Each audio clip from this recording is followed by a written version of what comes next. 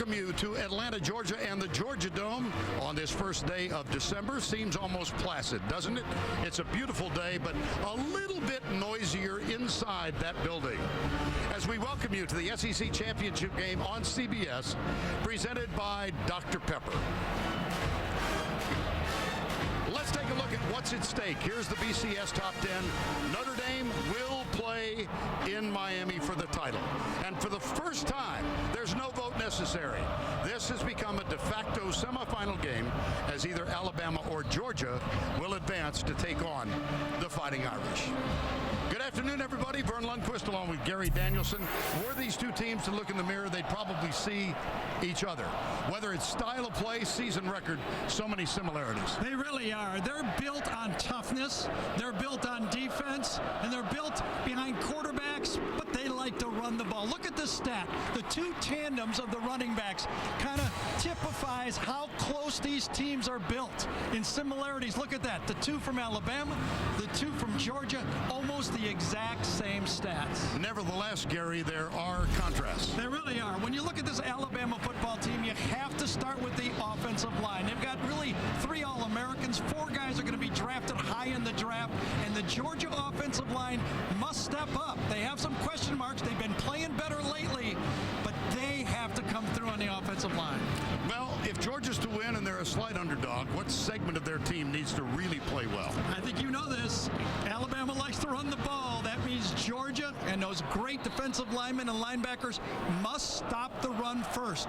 Because if they do, that means their All-American Jarvis Jones can get involved in this football game. Todd Grantham, their defensive coordinator, will line him up all over the field. They will keep Alabama guessing where he's going to come from. If Georgia's going to win, I think he's going to have one of those games where he causes a couple of turnovers late in the game. If they run it, he might not get involved. You know, you and I have the privilege of getting to do this every Saturday afternoon for 3 months. And almost inevitably, we wind up talking about quarterbacks. Well, let's do it again. You can't hide if you're a quarterback, especially if you want to be a champion quarterback. These two guys, A.J. McCarron, Aaron Murray, they know each other. They know and respect what each other has to do. A.J. McCarron's coming off a national championship. Aaron Murray, he had a couple nightmares, a few ghosts, but he's coming on hot later in the year. But you know, Vern, when you watch Aaron Murray right there and the whole Georgia football team, I don't think it's going to be the extraordinary plays. Just the ordinary plays might be good enough. Well, settle in. This could be fun as Alabama and Georgia play in Atlanta for the first time since '42.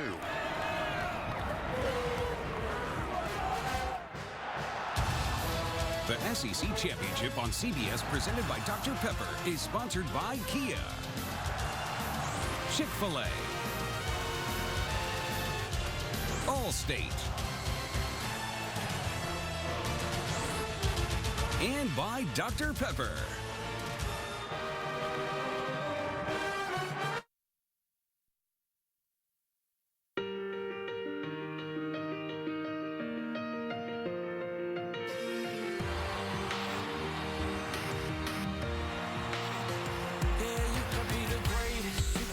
Best. You can be the King Kong banging on your chest. You can beat the world. You can beat the war. You can stop the guy go banging on his door. You can throw your hands up. You can beat the clock. You can move a mountain. You can break rocks. You can be a master. Don't wait for luck. Dedicate yourself and you can find yourself. Standing in the Hall of Fame. Yeah. And the world's gonna know your name.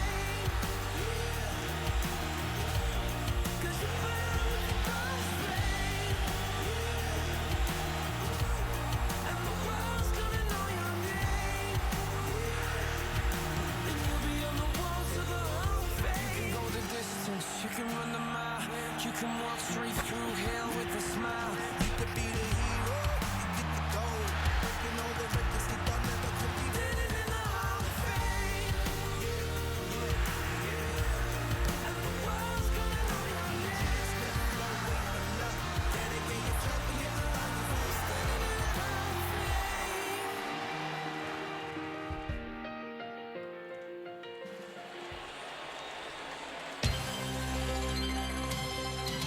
And we welcome you once again inside the Georgia Dome.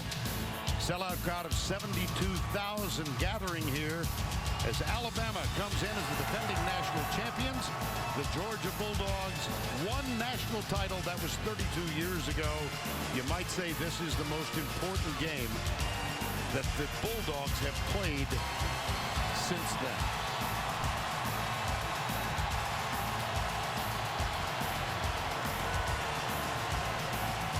First on the field, led by their head coach, Nick Saban, now in his 6th season in Tuscaloosa. Here come the Crimson Tide.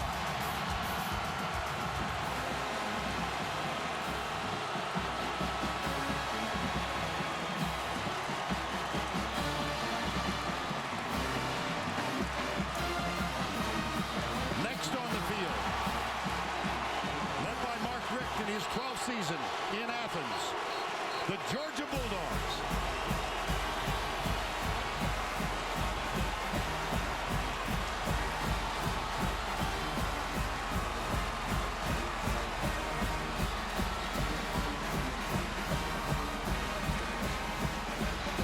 Let's go down live to Tracy Wolfson, who's with Nick Saban. Thanks so much, Coach. You said the biggest challenge for your team would be handling the emotions and the enormity of this game. How did you prepare them for this moment? Well, they got to have the discipline to execute the plan, but we also got to play with a relentless competitive attitude for 60 minutes in the game.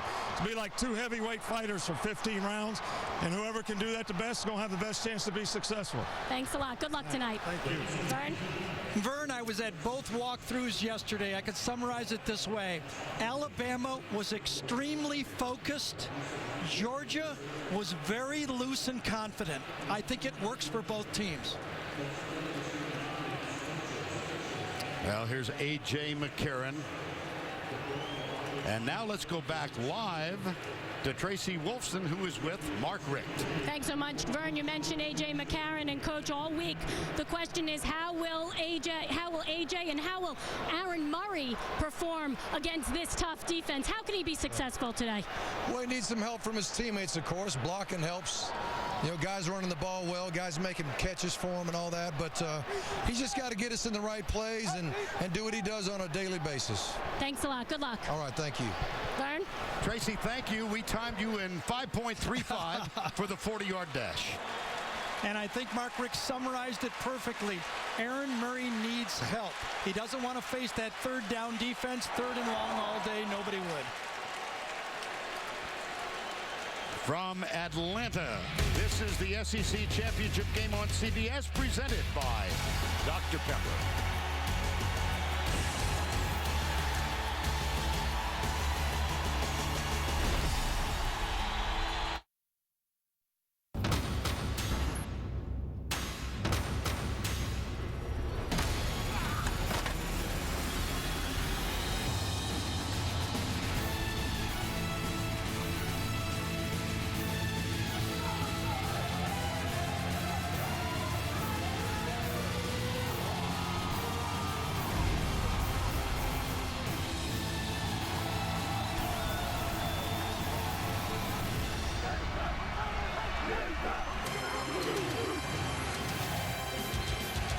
We are back inside the Georgia Dome, the SEC Championship game on CBS, presented by Dr. Pepper.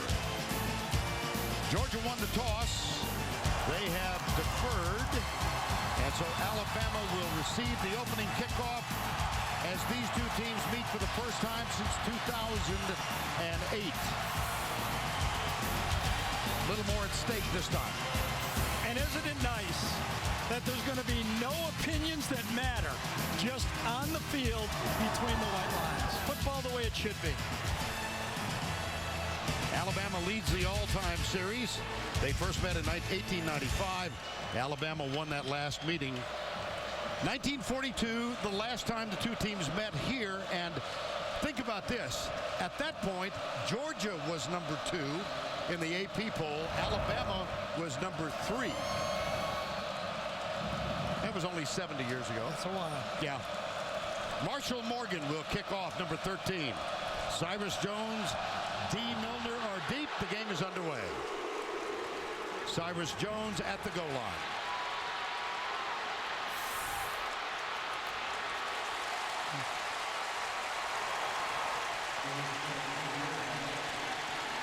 A.J. McCarron, wonderful season as he comes in to his 26th start.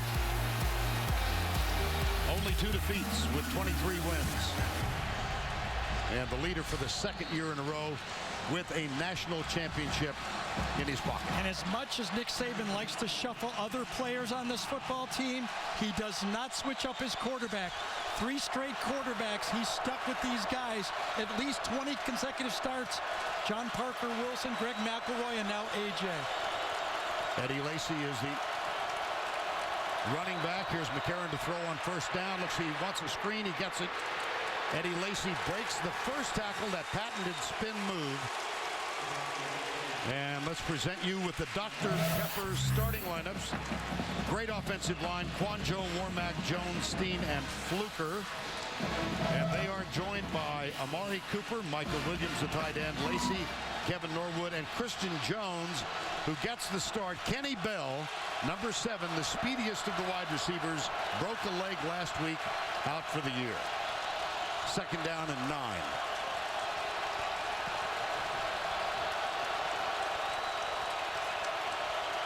See if Georgia brings 4. Yes, they do. Jarvis Jones was coming, the pass complete. Christian Jones. Tackled by Bakari Rambo. Gain of 22. Well, in the slot, Christian Jones is taking the place of Kenny Bell. And look at the perfect throw and the big run and catch afterwards. Both staffs knew the other team would go a little bit up-tempo. Georgia's not surprised. Alabama goes up-tempo. Eddie Lacy with the carry. No, it's interesting, don't you think, that they gave a little sense of that last week? They did. They kind of went a little dress rehearsal last week against Auburn. Hard to say that, playing against Auburn in dress rehearsal, but it really was. Second down, 7, gain of 3. They've already flopped Jarvis Jones to the other side over here. You're going to continue to move him around, so when Alabama breaks the huddle, they're not sure where to help on Jarvis Jones. Amari Cooper, bottom of the screen, matched up with Sanders Cummings, number 19. McCarron throws it away at the feet of Eddie Lacy. Let's introduce you now to this Bulldog defense. Garrison Smith, John Jenkins, Washington.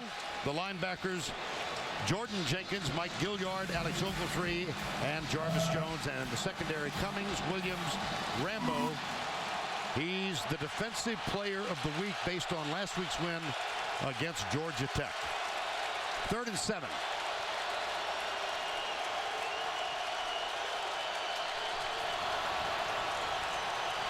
And Jarvis Jones is in the middle. That's the 3rd different spot we've seen him in already.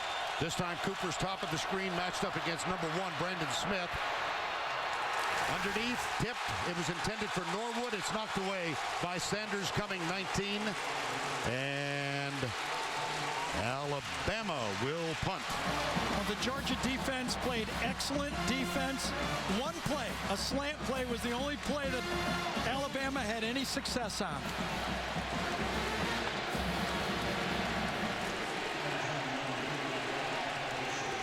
Here's Cody Mandel on to punt. First punt of the game. And Rhett McGowan, number 27, is back to return it. They've tried a variety of punt returners throughout the 12 games played thus far.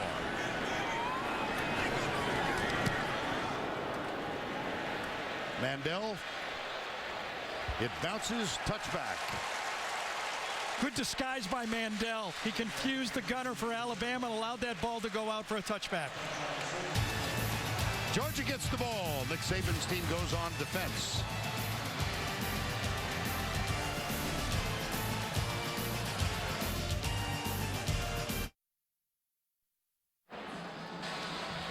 Aaron Murray is a junior quarterback at the University of Georgia, leads the country in pass efficiency. Now, you need a calculus degree to explain how they get to that point, but he's had a good season, especially lately. He's a gym rat. Mark Richt loves the amount of time he's put in there to get ready for this football game.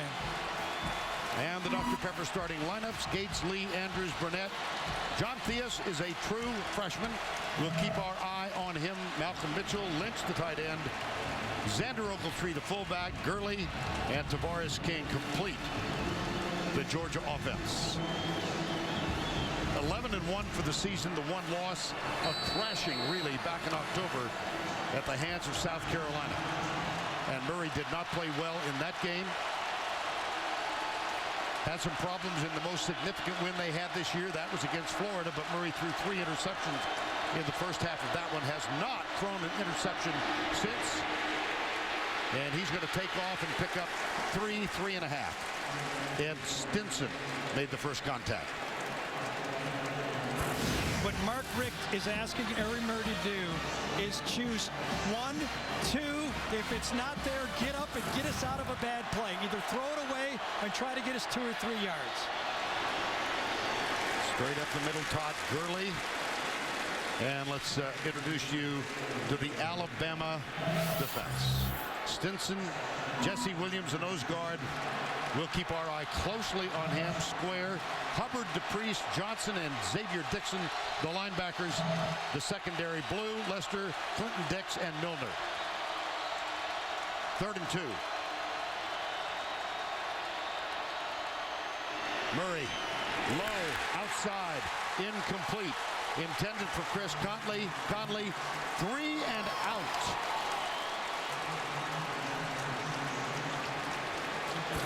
Well, it was the first down play that really caused this. The ball was a little outside, but actually the first down play really set the tone for that 3rd down pass. Really telling, though, Georgia believed in 3rd and 2, they needed to throw the ball.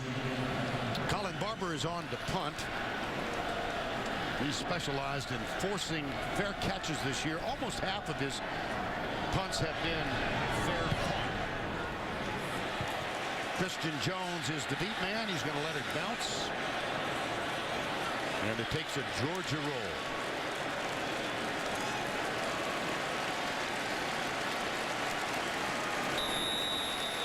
Connor Norman is down. 53-yard punt. Time call.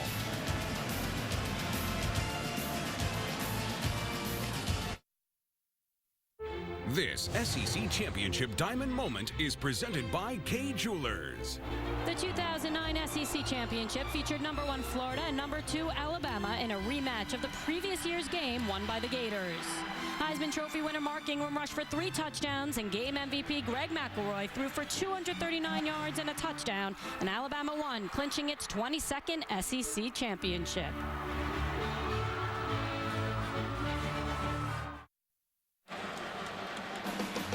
Doubleheader tomorrow for you. The NFL on CBS. League game early, New England at Miami. And the league game late, Pittsburgh at Baltimore.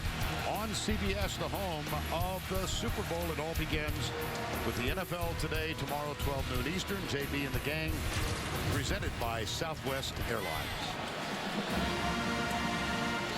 Second Alabama possession. They start at the 19. Vern, both teams are using 3 wide outs because they do not like the matchup of a nose tackle over their center. With 3 wide receivers, it keeps the center free in the middle. Eddie Lacy gets the handoff, cuts back, gets into the secondary, and is down short of the 30-yard line. The tackle made by Sean Williams. As good as Barrett Jones is, he's one of the great linemen in all of college football. Both Alabama and Georgia Georgia likes the matchup with either Jenkins or Geathers on top of him. Alabama likes, with 3 wide receivers, that they go more of a 4-man line look. Second down 1, officially a gain of 9, last play.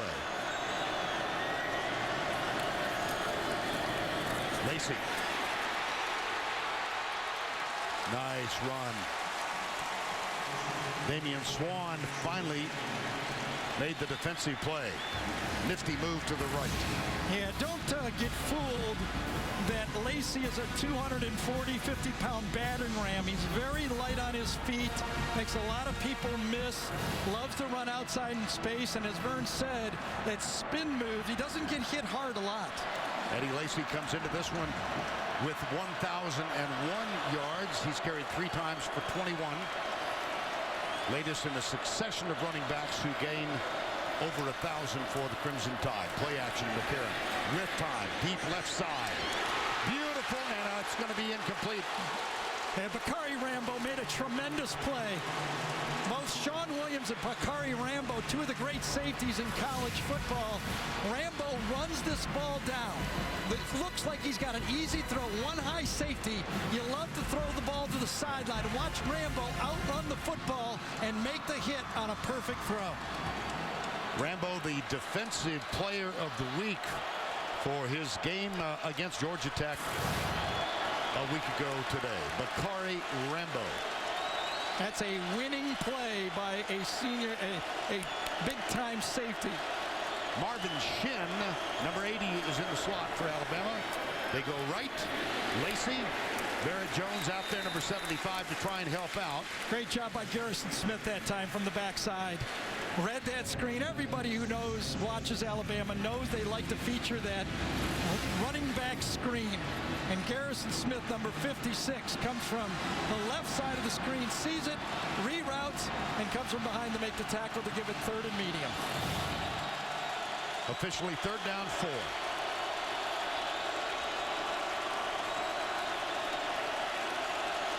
Amari Cooper, number 9, looks back over at the bench. McCarron, play clock at 5 on 3rd and 4. McCarron batted down. Almost, it's intercepted. Yep. Is it a fumble or an interception? Matters not. It's going over. And Jarvis Jones is the guy that did it. If you pull that ball down one time, you're going to have a fumble. I think Christian Robinson is the guy who ended up with the ball. But we talked about Jarvis Jones. If they can stop the run just enough, Jones, I think he's over here this time, comes around the outside, runs through 2 players, but 1 hitch, and then Jones causes the turnover. He's a great football player, and you know when you're pass blocking and you're a quarterback, you don't have it. You got to have that mental clock. And that time, A.J. McCarron didn't have it.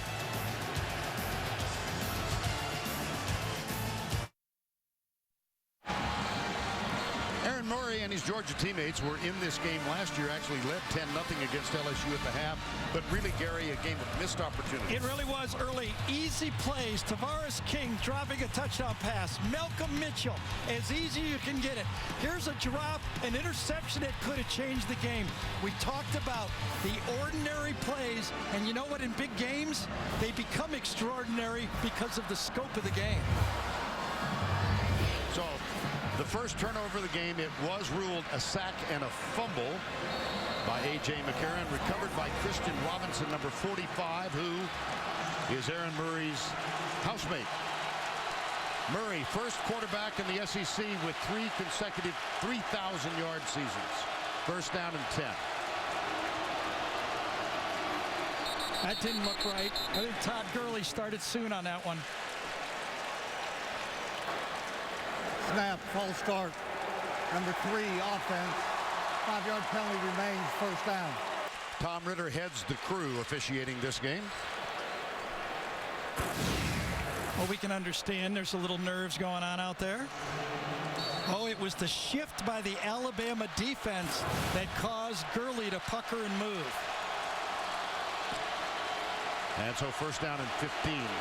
Malcolm Mitchell is wide to the left. They'll hand it off to the freshman Gurley.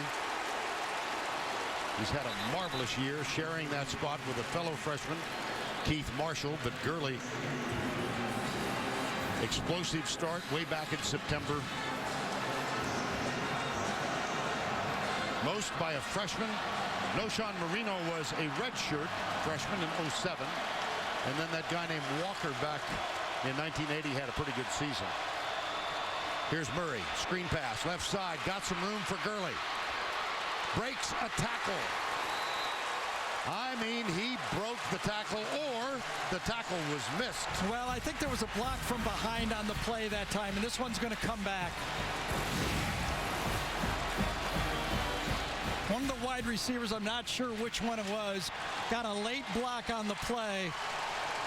I think it was Tavares King, number 12, yes. And that's going to bring that ball. Well called play. Offensive coordinator Mike Bobo going up against his former Georgia Bulldog. On the illegal block in the back, number 12, offense.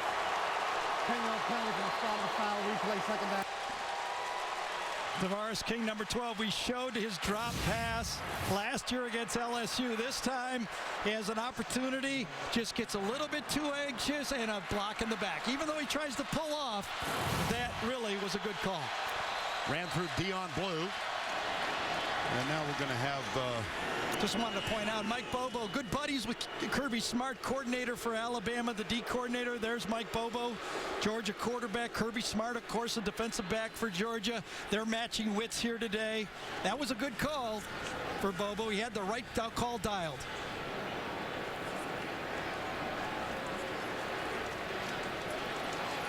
They marked off too much yardage on the penalty, so now...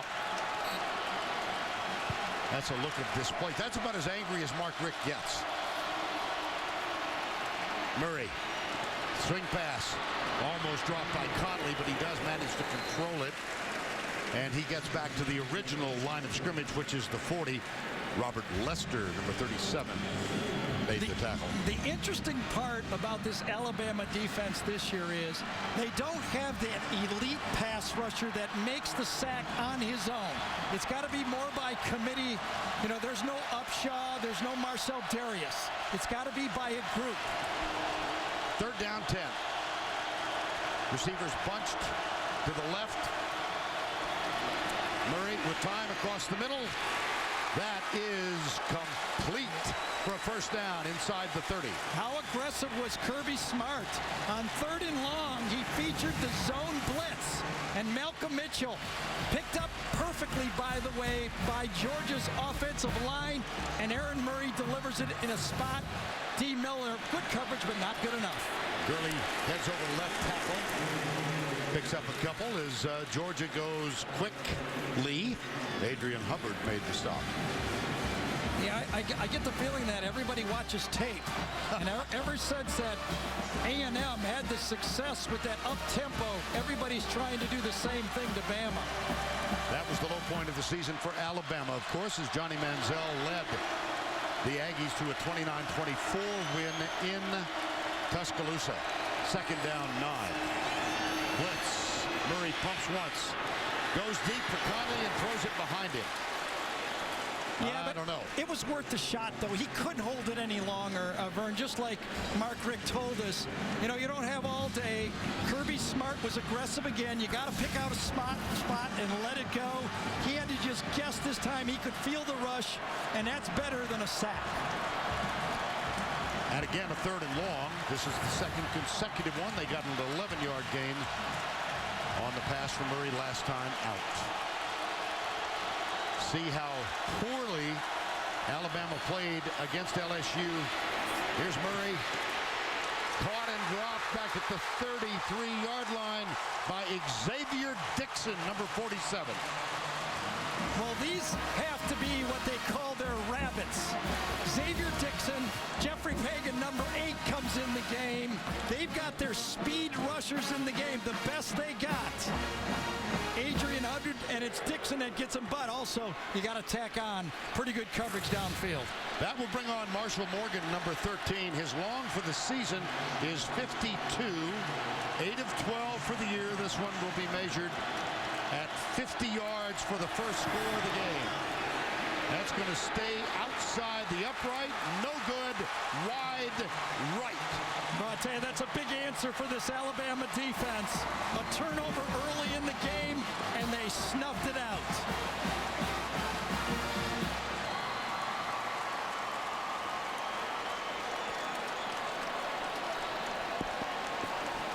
Well, we expected a big afternoon from Jarvis Jones.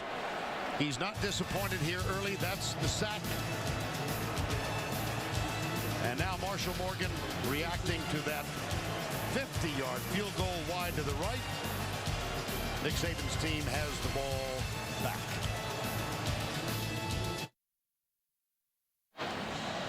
Welcome back to the beautiful city of Atlanta. Aerial coverage provided by Goodyear. Tires that go the distance make Goodyear a fan favorite. Goodyear, more driven. Got a sports fan on your gift list? CBSSports.com shop has officially licensed NFL gear and NCAA gear from over 500 schools. And 3-day shipping on every order at shop.cbssports.com. Nice defensive stand by the Crimson Tide. Missed field goal after the fumble recovery. Barrett Jones getting ready to snap the ball back to his quarterback, and we will now see T.J. Yeldon, the freshman, in the backfield.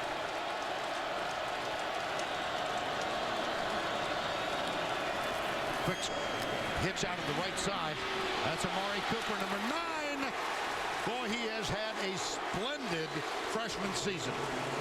You know, Vern, for Georgia, the freshman running backs, T.J. Gurley had to come through for them to be a full offense.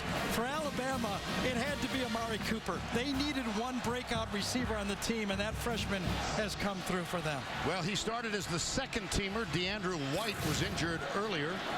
And Amari Cooper has now caught 47 passes for the season, including that one, as he fights for yardage just across the 50. Well, one of the big moments for Georgia this year was a statement made by Sean Williams, a safety. For more, let's go down to Trace. That's right, guys. Georgia's defense was struggling early on in the season, and then after that Kentucky game, Sean Williams came out and he called his team soft, and it really resonated with his team. He did make a lot of them upset, but as Mark Richt told us yesterday, while it was a bad thing, it turned out to be pretty good, and I think it woke up this Georgia defense, guys. All right, Trace, thank you. 2nd down and 7.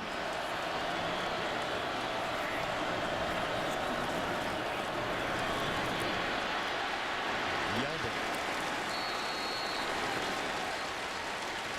Well, that was after a poorly played game against Kentucky. Georgia won, but didn't play particularly well. Look, since that quote, Gary. Yeah, that was the Florida game. Now, you also have to look at who Georgia was playing. They didn't catch a lot of elite football teams. And also, though, distorted a bit, 2 of those teams, Georgia Southern and Georgia Tech, were wishbone teams. So that rushing thing is a little bit out of whack, too. They're a better rush defense than their stats show. They're down 3. Remember last time it was 3rd and 4 when they had the sack. Let's see what they do this time.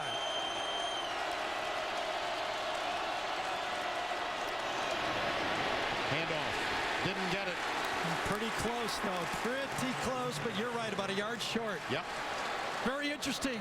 The difference in the call that time for Alabama, they couldn't pass block against Jarvis Jones. So what did they do? They ran right at him. Chance Warmack right there, number 65, is going to pull and block Jones. But inside, no push. Good job by that defensive line inside. No push inside. That's good run defense, and Alec Ogletree comes from behind to make the tackle. 4th down and 1 at the 44, and Cody Mandel comes on as Nick Saban will go for the punt. Rhett McGowan is back at the 10-yard line. Oh, it's a fake. No, timeout. Wow. Timeout, delay a game. It would have been a first down, too. Delay a game. Prior to the snap, delay of game, offense, 5-yard penalty remains, 4th down. They had it, too. Sure did. I heard the whistle before the snap.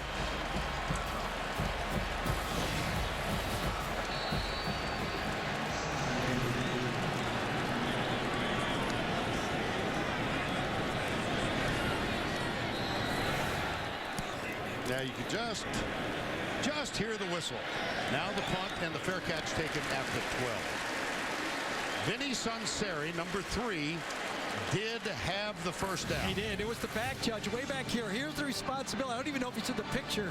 Way back to the back end is the guy that's responsible for calling that play, and he whistles it just as it's out. Let's see if he comes in. Actually, we focus in, but it was the back judge, and you know Nick Saban was not happy about that. Who would be?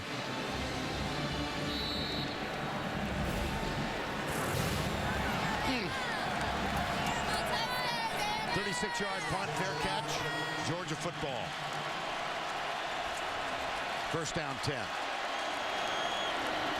Left side.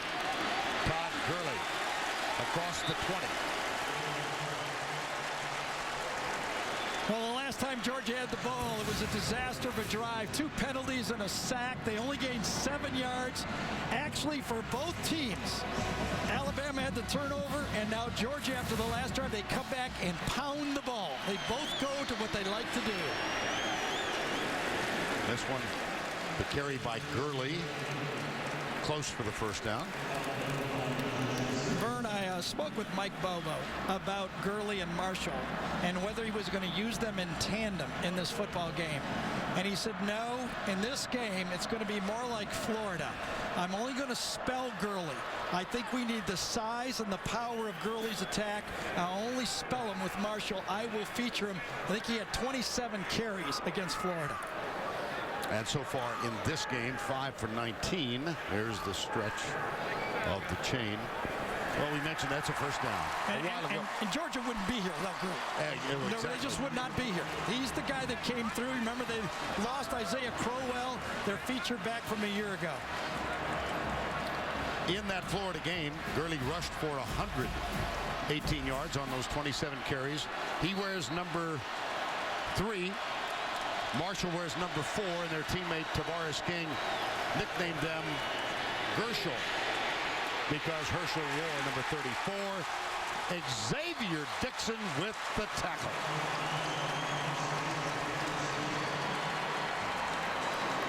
Well, as a tandem, they compare favorably. 720 for Keith Marshall, Todd Gurley, 1157. Those numbers coming into this game. Left side. Only gets outside. Goes by Robert Lester. Lester misses the tackle. Look at that. Look at the skill of this kid who is playing high school ball. Now, you can't really call him, he is a rookie, but he's got a lot. And he returned into the secondary, and Deion Blue has to make the tackle. But a first down, just running the ball off tackle, that is a big series for Georgia, being able to run the ball for a first down. And on cue, Keith Marshall comes on the field. Georgia with a 1st and 10 out of the spread.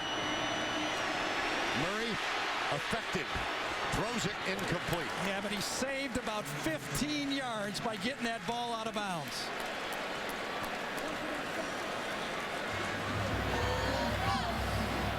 And so 2nd down and 10.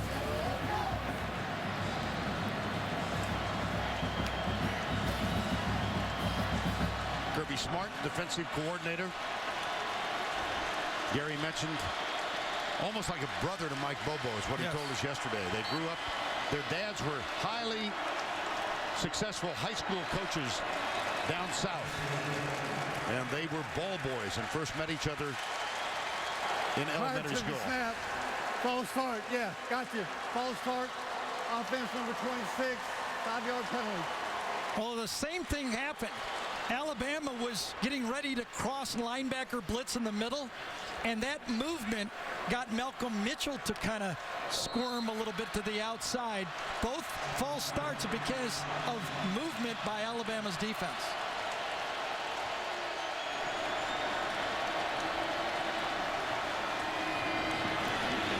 Marshall goes left, doesn't get much. Under 2 to go, opening quarter. This is where Aaron Murray now has to be a smart football player. Yes, 3rd and long, you'd like to pick it up, you'd like to move the chains, but you can't take big risks with the football here. Nothing wrong with the punt. It's still the first quarter of this football game. Your defense is playing well. 3 wides again. It's Conley and Tavares King. Lower part of the screen, and Malcolm Marshall up at the top.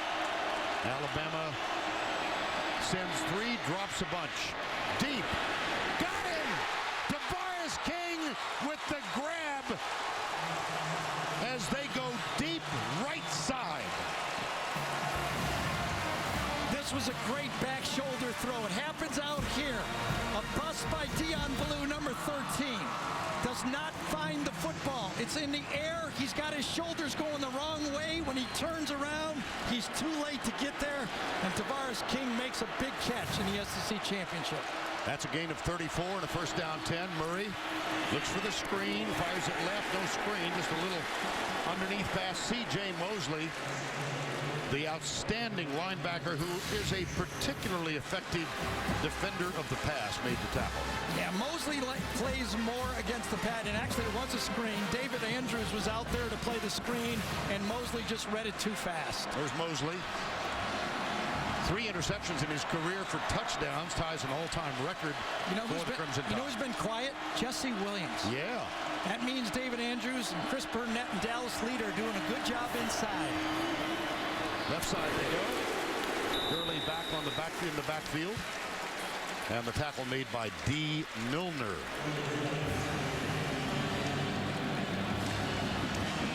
Well, he's not a great pass rusher. He's more of a run stopper. On second down, they just kind of live what he can do with on the pass rush. On third down, he's not in the game. Third down 10. 4 wides. Man, they've already converted a 3rd and 12 and a 3rd and 11 in this game. Stunts defensively. Murray goes deep. Conley, contact? No. Well, there was contact. There's no flag. Geno Smith did a good job. He turned around and looked at the official saying, did he see my arm? Did I do too much? You could see the left arm, but I think that's a good no call.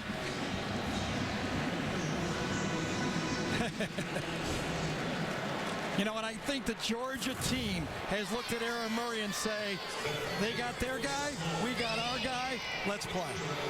That's the end of the first. We're scoreless in the Georgia Dome. Berth in the national championship game is on the line. We'll return after this message and a word from your local station.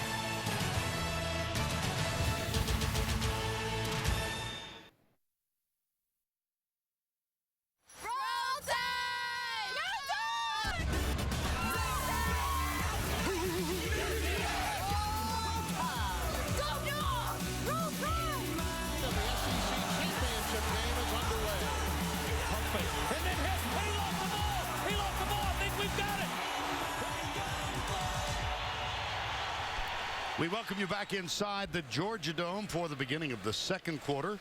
After the first scoreless first quarter in SEC championship game history, this game initiated in 1992 in Birmingham.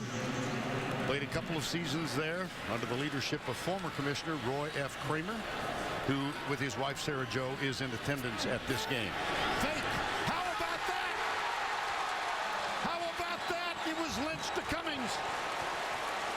What a play. They spread everybody out all over the field, but they had a guy eligible inside that Alabama didn't realize. Cummings right here is the where the ball goes through. Arthur Lynch makes the perfect throw. A little bit late is Robert Lester. So both sides have dialed up a fake punt. One a little too late, and one very smartly drawn up. You know, Alabama was in a defense stage. They were playing safe, but it was the formation that confused them. Arthur Lynch to Sanders Cummings. And Murray has to call time out. My goodness.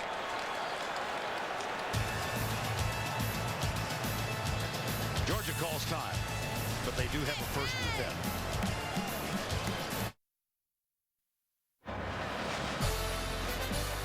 Tim Brando back in Atlanta with his Chick-fil-A update.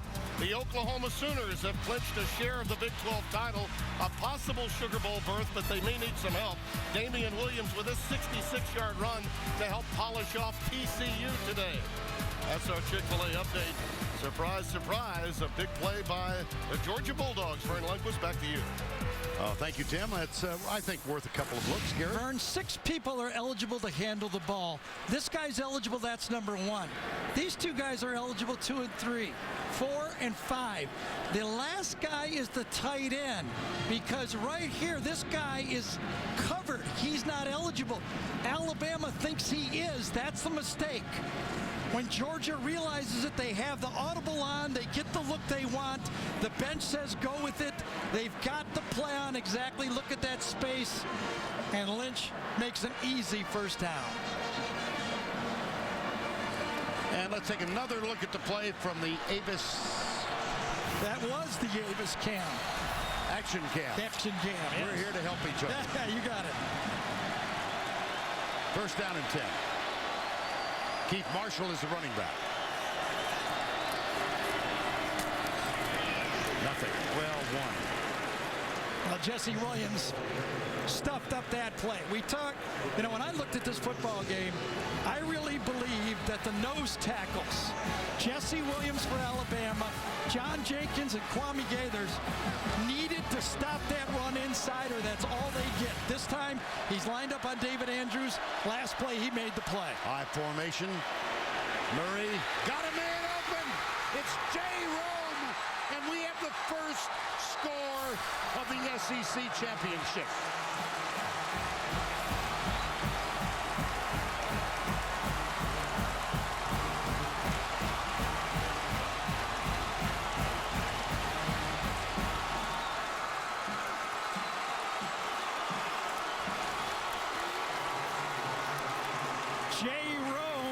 Who plays basketball, he probably is getting a text from Mark Fox right now. Right. 19 yards, Morgan for the extra point. Yes, baby. It was a great read, Vern, by Aaron Murray, because Alabama was trying to disguise two safeties, but right before the snap, Robert Lester comes up to be the 8th man in the box. Murray keeps his eyes open. He sees it. He knows he's got the tight end. He throws it away, and this time, compared to 2011, Georgia's not dropping those touchdown pass. Murray on target. And the Georgia Bulldogs, on a 13-play drive that took 87 yards, now lead 7-0.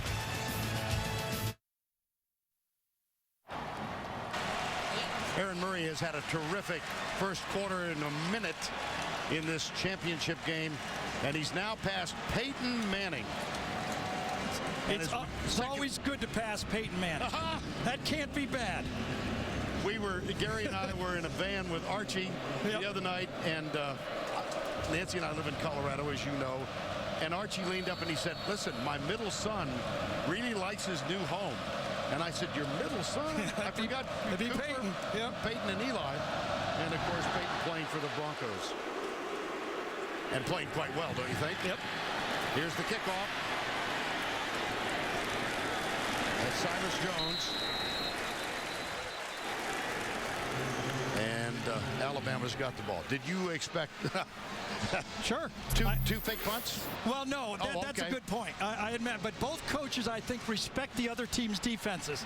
They know every possession counts so much. They know the yards are going to be hard to come by. I mean, these are solid, tough defenses. Right. It's kind of the story of 2012. It's been the big defensive teams. Notre Dame has got there with a good, solid defense, too. And in this league, defense has ruled.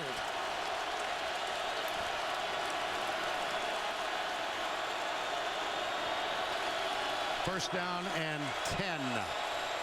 Alabama.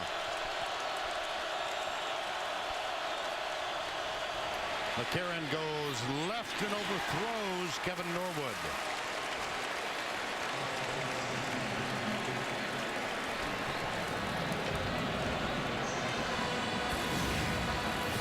Matched up against Damian Swan. Ball's a little high.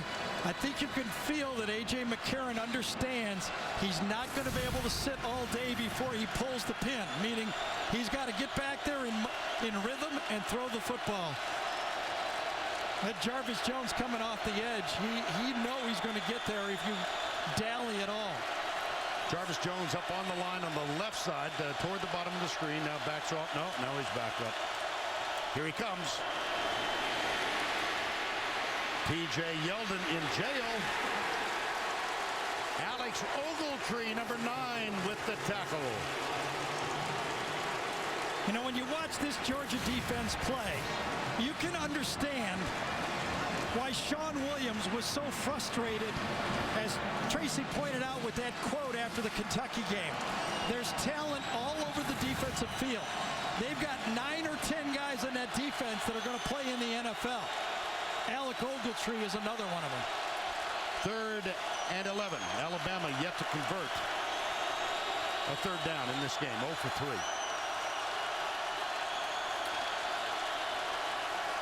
Cooper matched up with Sanders Cummings, bottom of the screen.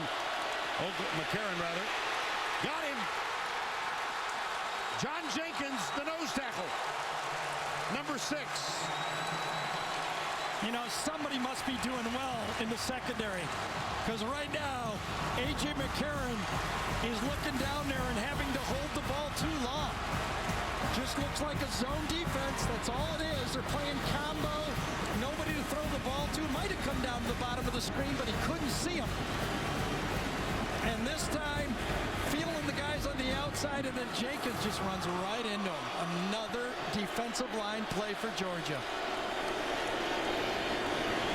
Mitchell is deep this time. Here's the punt from Mandel. And the catch taken by Mitchell. He heads right.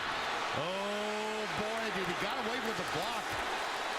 It looks like we might get an illegal block in the back, but no flags. Corey Moore, number 39. That's a 42-yard punt and 7 on the return. John Jenkins, the nose tackle. Rather large man.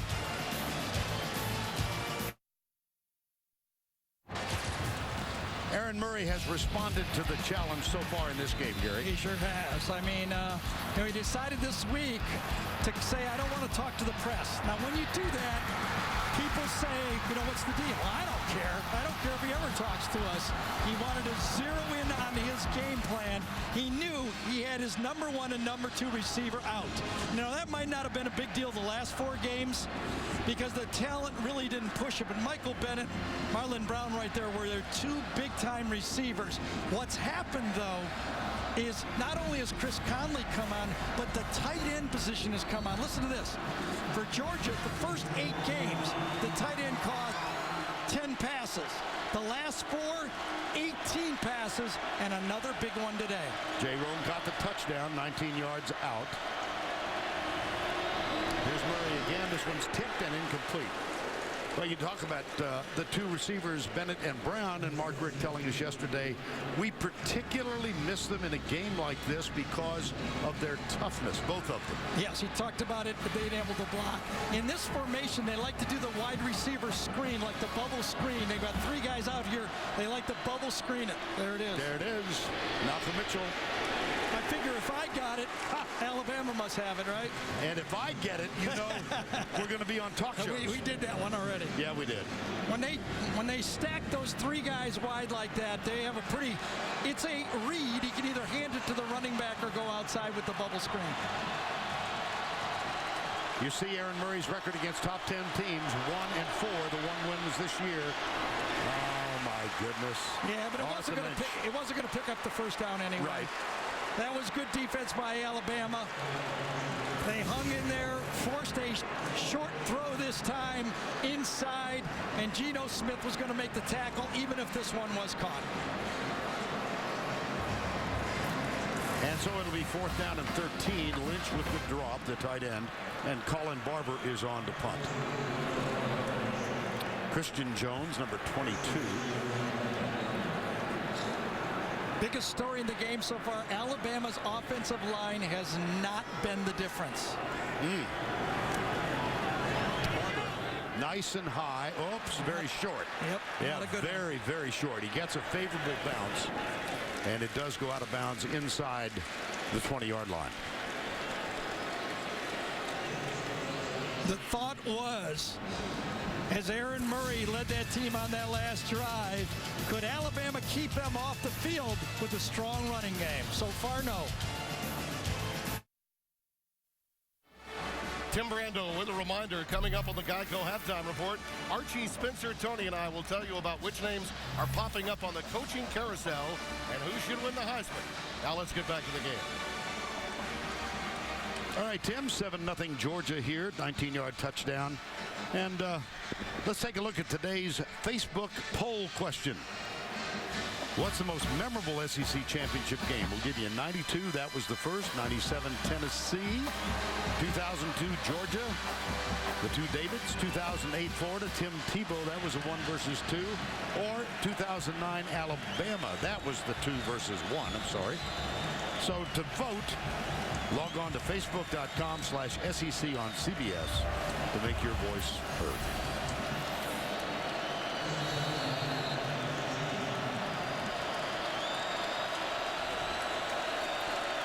Might say Alabama's struggling on offense. Eddie Lacy is the running back now.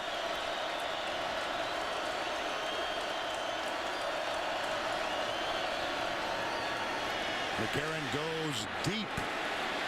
Amari Cooper. Got it! My.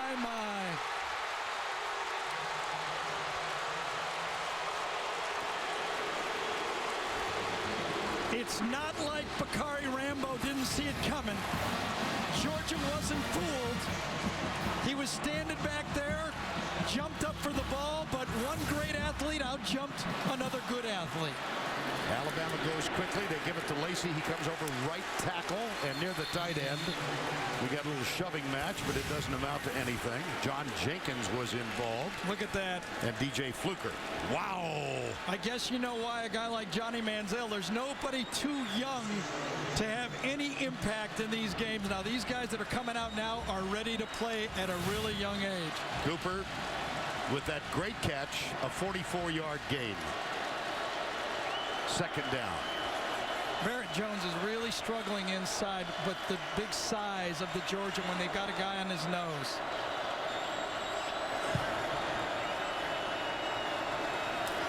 It's Gathers now.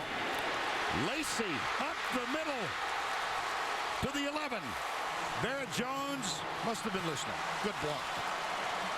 So if you're having a little trouble inside, what do? You ask Chance Warmack, your big offensive guard, to help inside, and they did it. Quick Alabama offense, and it's Cooper out on the left side. Yeah, one of the things that Nick Saban was upset with when teams do it to him, right, is that after a team makes a first down, the offensive team gets up there and runs another play. Yep. Even before the down markers have got out there to change. They're not even set up. And so he's doing it to them. He said, well, if I can't change the rule, I might as well do it. Well, it's kind of ironic. Yep. Second down. 3 plays of 20 yards today, 2nd and 9. What's the moral? Be careful with your replays.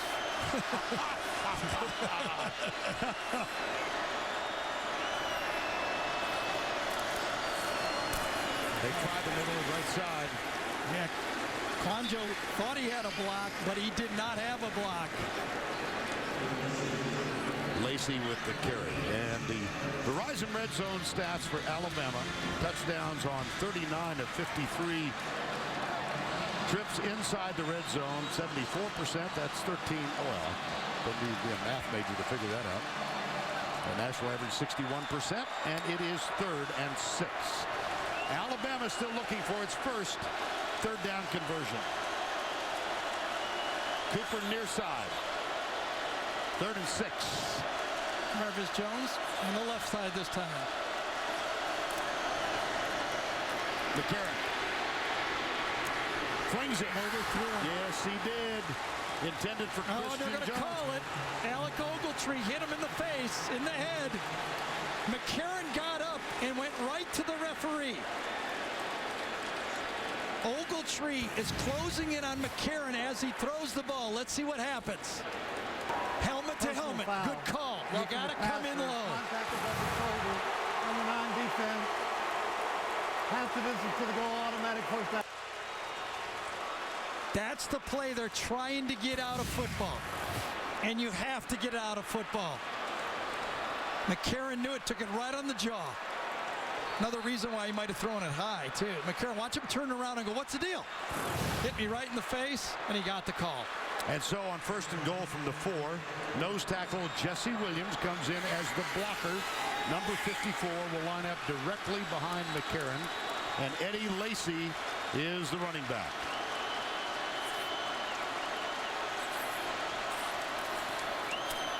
Lacey cuts to his left, drives toward the goal line, and comes up just short. Michael Gilliard with the tackle.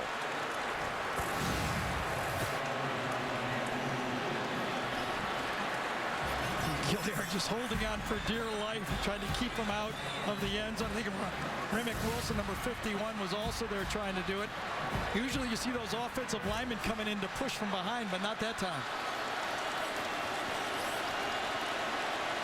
Williams remains in the backfield.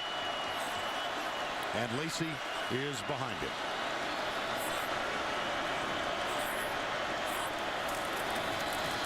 Lacey. Oh, man. Wow. Ball's out. Ball's out. McCarron on it. I think Lacey tried to reach the ball over the goal line, and that's when it came out. But what a hit right at the goal line. It was Ogletree first. Alec Ogletree, Vern says, the guy who had the penalty, like a linebacker should, and that ball comes out, it's free, and A.J. McCarron, yes, he did have the ball out, but wow. It was actually his second effort when the ball came out. Mark Richt looks like he wants to call time. I do have to wonder sometimes why that isn't forward progress, though. He was hit, he put the ball out, and then all of a sudden, I did not see clearly when the ball came out.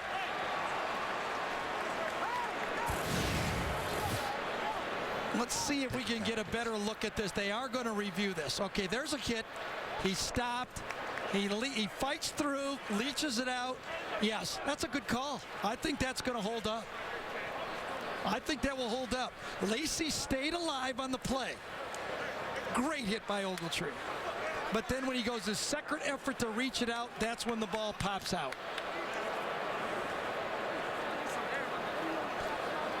You know, the Alabama defense has had a couple of big stops with the turnover in their own area, and then the next series that started in their own zone. But this would be a huge goal line stand for Georgia. Remick Wilson, number 51, is the guy who ultimately knocked the ball loose. Alec Ogletree, just that was. I know you're right on the second part of it, but that is big time football right there. You go back. That's the guys, you know, that's a Chris Spielman type play back in the day. That's, you know, any type of those big-time linebackers, Brandon Spikes. I'm sure there's guys all over college football that played linebacker that are going, now that's football. And the play is under review. Another look. Here's Tom Ritter. After further review, the ruling on the field stands. I think that's the right call.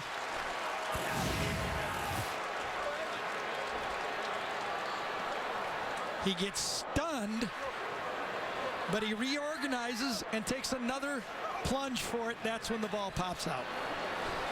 Nice heads-up play by A.J. McCarron, too. Yes, it was.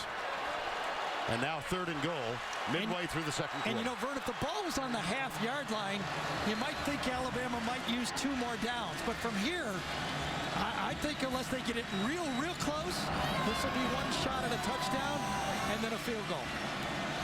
Cooper, top of the screen. Sanders Cummings defending him. 3rd and goal. 3-men split, wide right. Comes the corner blitz. McCarron into the end zone. Intercepted. Back shoulder throw. What a play by Sanders Cummings. They went to the back shoulder throw on man-to-man coverage, and Sanders Cummings makes the play. Ruled a touchback out to the 20. How about that? He stepped out of bounds after the interception. Boy, Cummings just anticipated the play. Amari Cooper was thinking maybe it would go deep. A.J. McCarron and Cooper were not on the same page. What a goal line stand for Georgia. McCarron has thrown his 3rd interception of the season. Toss right. This is Gurley. Flag is down. Yeah, holding. I think it was holding inside that time, and it was David Andrews that got the hold.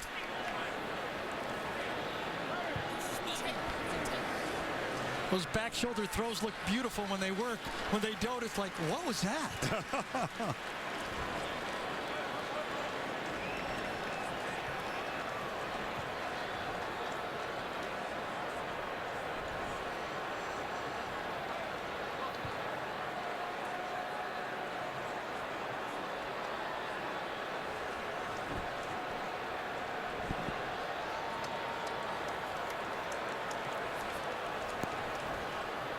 Holding, number 61, offense. 10-yard penalty, replay first down.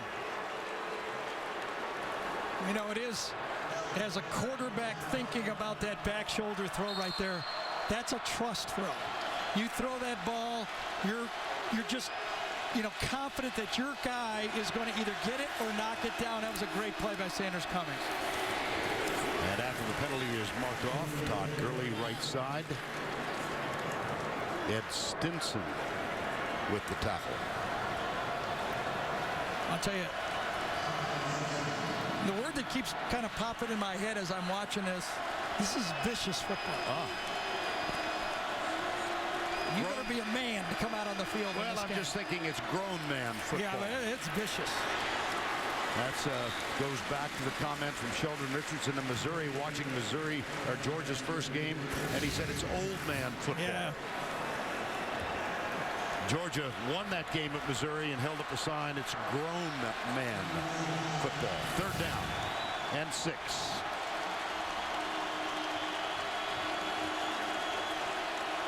Murray, 8 of 14 with the touchdown. DeVaris King in tight with Chris Conley. Numbers 12 and 31. Stunts, Alabama. Murray heaves it just at the feet of Malcolm Mitchell. It'll be 4th down. Nowhere to go in that one. They just had a good defensive call that time. Alabama faked the blitz to the left side of Murray, and actually the guy that was faking the blitz ended up going to the right side to get involved in the throwing lane. That was a good just punt the ball down. Colin Barber is on for the punt. And Christian Jones, number 22, to return it. This is beginning to have the feel of last year's game for Georgia. Remember, they dominated early against LSU and only had a 10-0 lead. Right. It feels the same, 7-0 just. It feels like Georgia is further ahead to me. Nice and high, and a fair catch taken. Coming up at the half, stay tuned for the Dr. Pepper tuition giveaway. Always a highlight of the SEC Championship halftime. 1st and 10, 7-0 player down.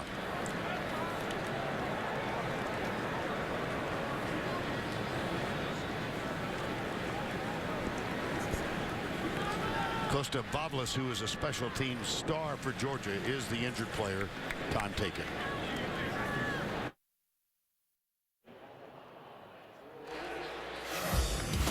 In Atlanta, Tim Brando with your Heisman Watch, brought to you by Nissan. Well, he may not be a Heisman candidate this year, but perhaps there's one in his future. Kevin Hogan with that big touchdown pass to help lead Stanford to the Rose Bowl.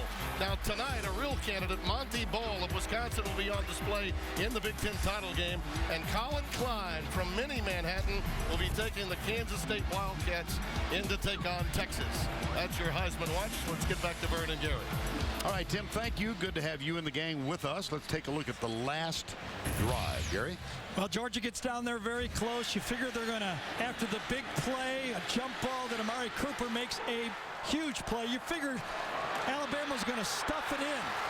But Ray McWilson, number 51, cleans up a hit from Alex Ogletree, and Sanders Cummings gets the back shoulder play. Todd Grantham, the defensive coordinator, the emotional coach for Mark Richt. By the way, he coached and served under Nick Saban's staff at Michigan State. So both Saban and he probably learned Nick's defense very similar. We talked about the similarities in the open. On 1st down 10, 5:04 to go in the first half.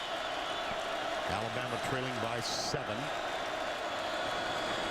And off to Yeldon. The freshman comes right. Tackled by Bakari Rambo.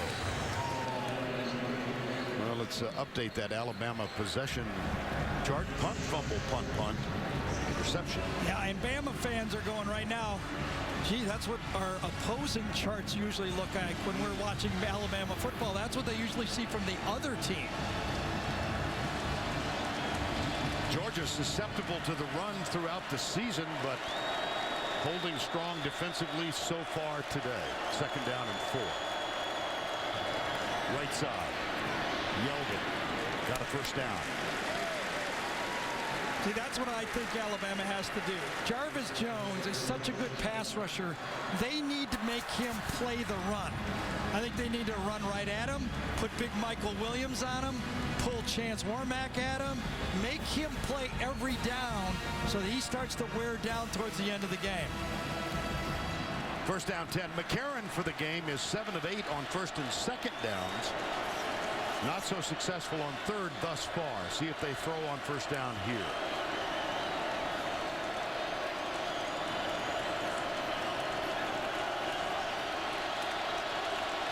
Play clock under 5.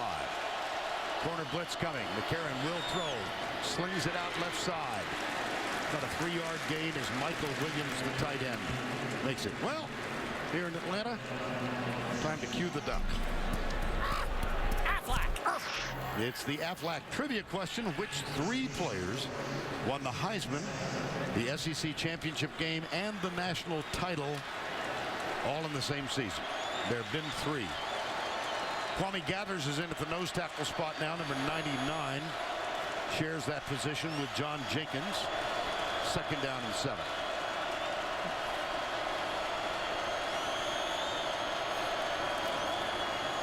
Left side. Yeldon struggles, breaks a tackle, 1st down plus. You see the talent. They've got a number 3 that's a freshman, Todd Gurley. Alabama has T.J. Yeldon to mix with Eddie Lacy. Big, strong, and a lot of effort. That time it was Ogletree, number 9, who missed the tackle. Let's hand it off again, this time not so successful. It's a big drive for Alabama. They know, looking at the clock, 2:30 to go in the 1st half. Georgia gets the ball to start the 2nd half. You know, they got to get a couple 1st downs. They've already done that. They couldn't give Aaron Murray the ball to end this half and then start this next half. 2nd down 10. Cooper wide to the left. Norwood in the slot, up on the line now. Eddie Lacy is the running back. McCarron hands it to Lacy, who comes right, gets a great block, and it's a foot race. Lacy, touchdown, no flags.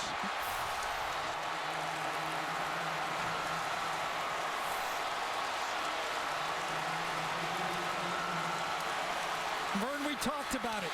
You gotta run at the good pass rushers. And Doug Nussmeier or Nick Saban or whoever it is said, let's run at these guys. And that time, the offensive line and those big tight ends ran right at Jarvis Jones. Jeremy Shelley perfect this year. He's not missed a kick, field goal, or extra point. And we're tied at 7. Alabama shifts, brings over an H-back and a tight end. There's Jarvis Jones, number 29. We're going to run right at him. They double team him, push him out, run right inside of him. And it's a foot race to the end zone. You could almost see that coming. A guy gives you problems in the pass rush, run right at him. And the clearing block, one of them, was from Anthony Steen, number 61. Lacy, 41 yards, extra point successful. Alabama has tied Georgia.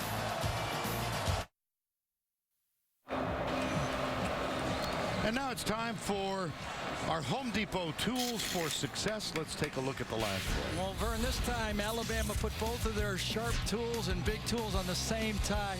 Michael Williams and Brian Vogler gets the block here, but watch Vogler get 2 blocks.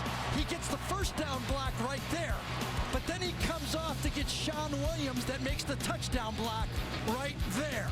You get 2 blocks from Williams and Vogler, so you get a first down block and you get a touchdown block. That's how you use your tools. 41 yards for number 42. And we are tied at 7 with just a tick under 2 minutes remaining. Cade Foster will kick off. Number 43 for the Crimson Tide. Malcolm Mitchell is the deep man for Georgia.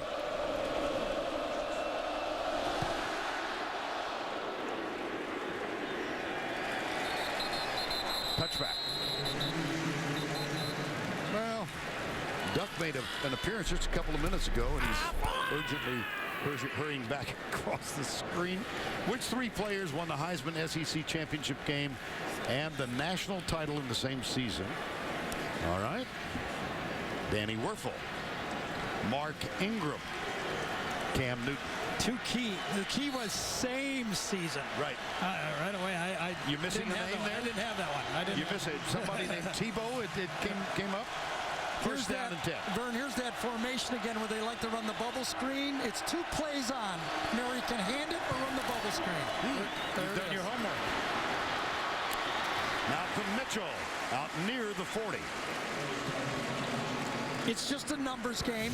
Murray has the option either to hand it off, this time to Keith Marshall, if he likes his numbers to the outside, and good blocks. Conley got a great block out there to make a good first down play. That was a block on the cornerback, Geno Smith. Here's Murray. That's good to Tavares King, another first down. At the 49.5. 2 timeouts remaining for the Bulldogs in a tie game. And we have the player down.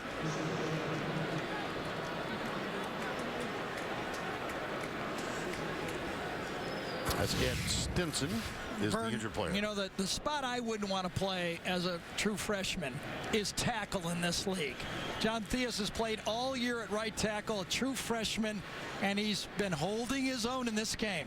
Now that comes back to the point that Alabama does not have that elite pass rusher. Georgia felt that they could match up and not have to help Theus in pass protection. So far, it's working out. Well, assistance given to Ed Stinson as he comes to the Alabama bench. 97 seconds to go before the break. Murray for the afternoon, 10 of 17, 96 yards, and a touchdown toss. Looks deep. Go, he's got a man open. It's intercepted instead. The throw was short. This is Clinton Dix.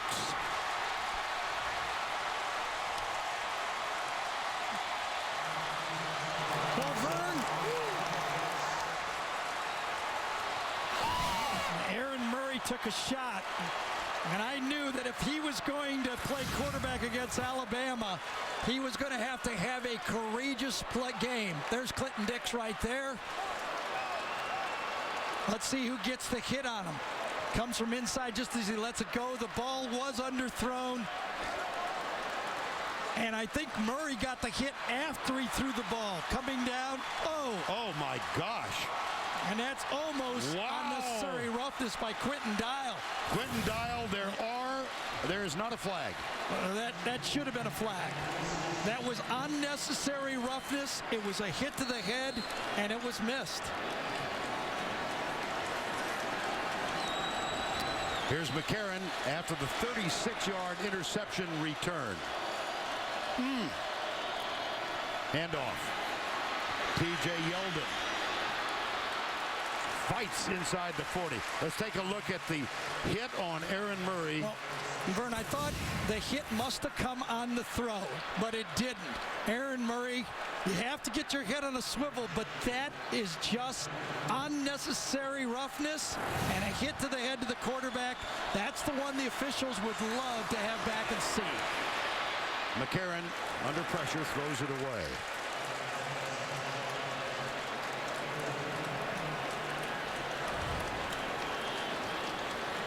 Now, Chris Conley was open on that play, and then Murray underthrew him. And remember, Georgia is trying to redshirt their backup quarterback. Geico halftime report coming up with Tim and the gang here in the Georgia Dome. 3rd and 2. Alabama yet to convert. They call a timeout. It was Georgia. Oh, Georgia. Yeah, Georgia did. So Georgia left with 1.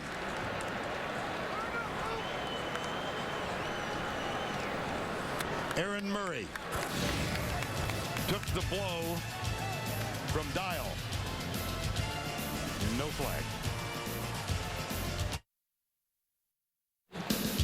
Well, next Saturday, it's a special event every year for all of us. The Home Depot College Football on CBS puts on one of the grandest spectacles in all of sports, the Army-Navy game presented by USAA.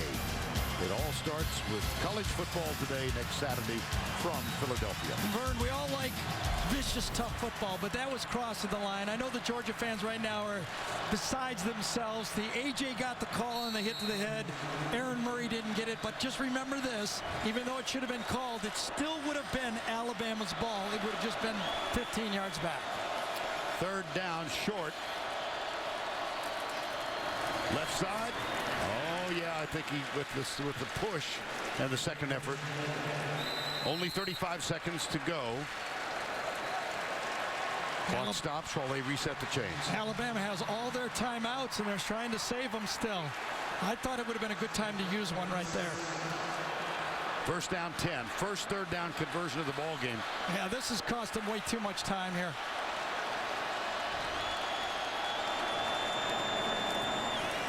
Stunts. McCarron takes off and gets out of bounds to stop the clock with 14 seconds to go. See, I think the lack of a timeout there, I understand. They try to save all your timeouts because you get a 1st down, the chains move. You want to use the timeout after the 1st down. College football has that. But I think it cost them about 8 seconds. Actually 14. 14 seconds. 14. Okay, I think it cost them about 14 seconds. I'm only here to help. 2nd and 1. That's a lot of time. Double the time would be left right now.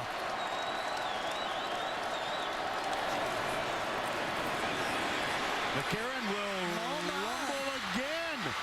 Look at that move to the left. 5 seconds to go.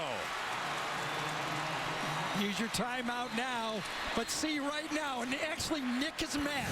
He's mad at himself. I can see him on the sidelines. He thinks I should have 20 seconds. He's got his hands on his head. A.J. makes a good scramble. He knows he made a tactical error. Yep. Still might get a touchdown out of it, but he's only got one chance.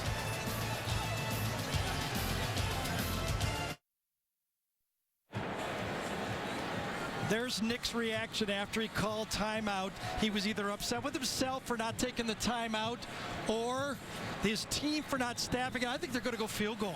They don't have time. You know, there was a play in the game. Drew Brees let one go and he didn't get a play off. I think Drew Brees right now is saying kick the field goal. And Jeremy Shelley is on. You see his stats for the year. And look at this. Alabama goes into halftime with 2 timeouts. And it cost him 14 seconds by not taking the timeout.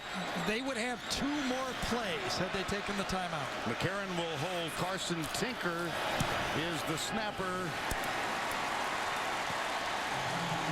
Kick is good.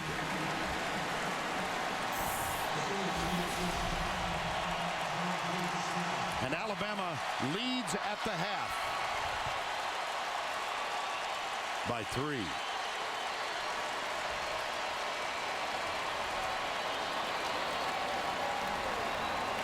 Fascinating first 30 minutes of football. Yeah, you better be a tough man to play football here today. Vicious was a good word, Garrett. Yep. Alabama got 10 points in the last 159. Tracy is with Georgia coach Mark Richt. Coach, Aaron Murray took a big hit there. Can you tell us how he's doing? I think he's fine. Are you concerned at all about his availability in the second half? No, he'll be fine. He's good. Obviously not the way you wanted to go in the half with those 2 scores. So how do you regroup, and especially after what happened last year in the second half? We just got to play hard. We just got to keep playing well. I think we're playing pretty good overall. That pick at the end hurt us, of course. We got gapped out on one play. They took it to the house. They're a good football team. Thanks a lot. Vern? All right, Tracy, thank you. End of the first half, the score 10-7 Alabama. Back with a Dr. Pepper tuition giveaway after this message from your local station. Sports presents the Geico Halftime Report. Geico. 15 minutes could save you 15% or more on car insurance. Hello, everyone, and welcome to the Geico Halftime Report. Tim Brando with the score here in Atlanta. Alabama leading Georgia 10-7. I'm joined by Archie Manning, Spencer Tillman, and Tony Barnhart. A whale of a game, exactly what we thought it'd be, right? Great football game. We've always talked about the defense in this league. Tim, on both sides of both teams, I call this big boy defensive football. Here's the sack by the Georgia defense getting on A.J. McCarron. A.J. coughs the ball up. Georgia recovers, unable to cash in on it as they missed a field goal. Now it's Alabama's turn. Quarterback Aaron Murray, sacked by the Alabama front. Alabama finally gets down the goal line. Almost a very costly fumble by running back Eddie Lacy. A.J. McCarron gets on top of it, throws a costly interception, and then late in the first half, Aaron Murray trying to go deep. The interception by Alabama's Quentin Dix, 36-yard return. Guys, that was impressive. And we also talked about another thing that was important for Alabama, the relationship between the play-action pass and the run and how critical it would be. And it was early in this contest. A.J. McCarron right here off the play-action. Remember, 0 interceptions off this action. A tremendous job of getting the ball to Amari Cooper with a single safety look. Let him go up and make a play. Great athleticism. And just one play later, Tony, watch him rip Ed Lacy right through that front. He gets in there for big yardage. Again, the relationship to tag this thing off. We talked about 48-0, Nick Saban, of course, in a situation where he does not lose when he gets at least 150 yards. They're at 152 right now, guys, on 22 carries. That doesn't bode well for Georgia. You know, guys, a long time ago, Bill Parcells said football's about players making plays, and Georgia's guys made plays in the first half. And we told you before the game on the College Football Today, they would use the tight end. Look at the up back. Tight end Arthur Lynch throws a 14-yard pass to Sanders Cumming, keeps that drive alive. And then Aaron Murray cuts back to Jay Rome, son of Stan Rome, for the touchdown right there. Later on in the half, Alabama is driving. They got a great shot for a touchdown. A.J. McCarron tries a back shoulder throw. Sanders Cummings makes a great play, steps in front. Georgia made a lot of plays early, but guys, Alabama made the plays late. They did, and there was one that got away from the officials after the interception by Clinton Dix. Watch Quentin Dial, number 90, absolutely take out Aaron Murray right here. That's helmet to helmet. No. That is without question uncalled for. There was no flag. There should have been 15 yards. They would later go on and get the field goal to close out the half. Now, my question to you is, with all the helmet-to-helmet suspensions that we've had that cost players the next game, what if Alabama wins here? Well, that's the question. Early in the year, they did it to an Ole Miss kid. They did it to a South Carolina kid, suspending him for the next game after the conference office reviewed the play. I think the SEC office is going to have to look at this one and see if they sit him down for the national championship game or the bowl game. Everybody's going to pile on the official, but Keith Marshall, number 4, was in the line of sight of the official. You couldn't see it on the tight frame, but you could see it on the wide frame. So if there's a mug looking for the official, that would be it, guys. It was clearly a vicious hit, no question about it. Well, there's more than just enough time for a mulligan, though, when the decision is made at the conference office. Coming up, we'll get you caught up on other action today and follow the latest turns of the coaching carousel when the Geico Halftime Report rolls on from Atlanta. The SEC Championship on CBS, presented by Dr. Pepper, is sponsored by Nissan, The Home Depot, Autotrader.com, and by Dr. Pepper.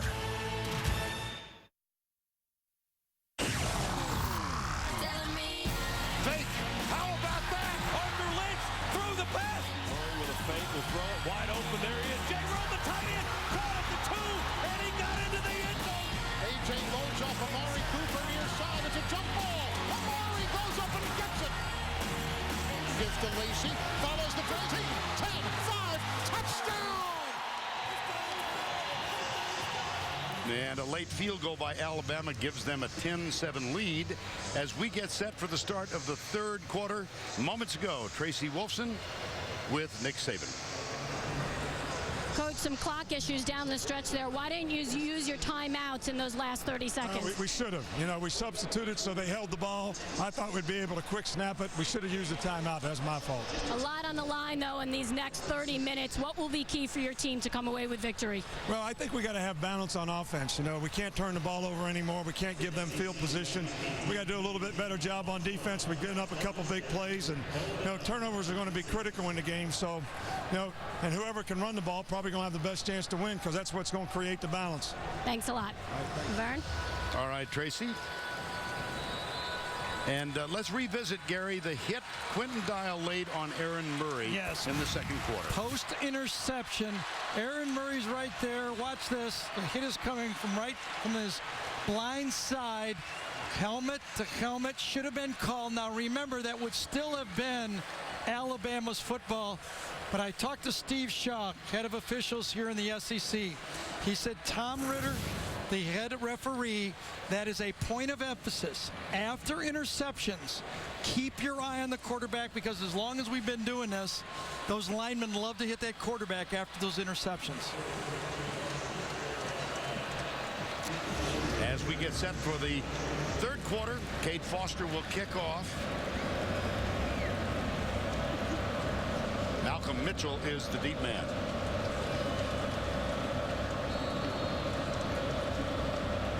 (10-7). Alabama. Not much doubt about that one.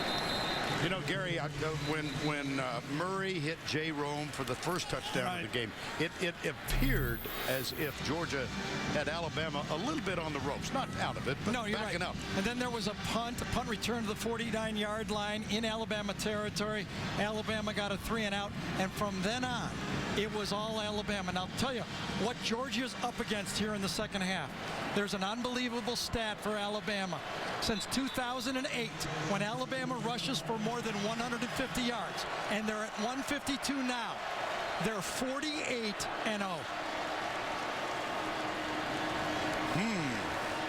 So Georgia is going to have to buck a trend that hasn't happened in 5 years against Alabama. Murray took that late hit, but he is back at quarterback. Mark Richt telling Tracy he'll be just fine, and Todd Gurley gets the first carry of the third quarter. We look at first half trends.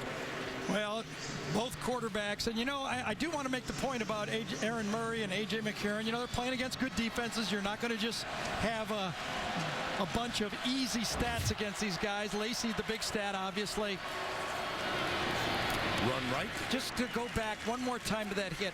Yes, it would not have given Alabama the football. However, now you have to watch Murray the rest of this football game. You know, that Mark Richt says he's fine, but that's a big hit, and that can daze you a bit. Remember, Georgia, Hunter Mason is their backup quarterback. They haven't played on one snap all year because they're trying to redshirt him. Mark Richt said if he had to win the game, they would go to Hunter Mason and blow his red shirt. Third down 1. Opening series, third quarter. Play action. Murray fires it left side. Got it! Tavares King trying to break the tackle of Dion Blue.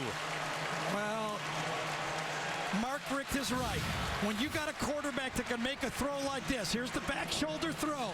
Dion Blue cannot stop that. As Nick Saban likes to say, there's no such thing as a shutdown quarterback. A good throw can beat anybody, and that was a perfect throw by Murray. On first down 10, it's Gurley coming right. Bangs his way close to the first down at the 25.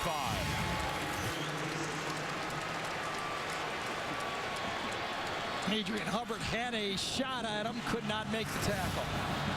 Second down 1. Let's go left side this time. First down Georgia. Gurley with the carry.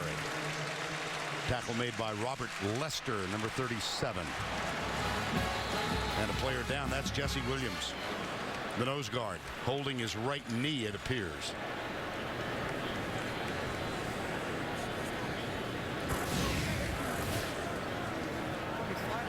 Lined up over David Andrews.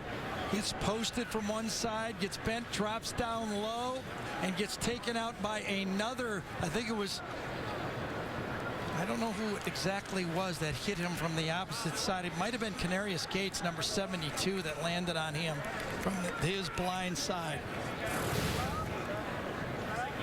Well, this outstanding young man, nose tackle from Brisbane, Australia. Getting help out on the field. We'll take time out. This SEC Championship Diamond Moment is presented by Kay Jewelers. In the 2002 SEC Championship, Georgia faced off against Arkansas, and it was all dogs. DeCorey Bryant blocked the Hogs' punt on the game's opening drive. Musa Smith scored for the Dogs on the following play, and Georgia never looked back, winning their first SEC title in 20 years.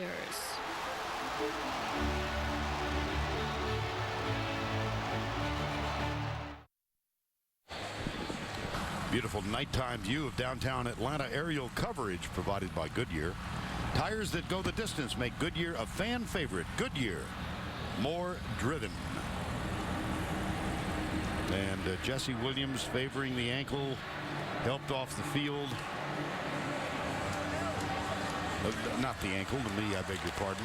I'm thinking of his backup, Brandon Ivory, who does have an issue with an ankle, unable to go. So Damian Square moves into Williams' position at the nose. First down 10.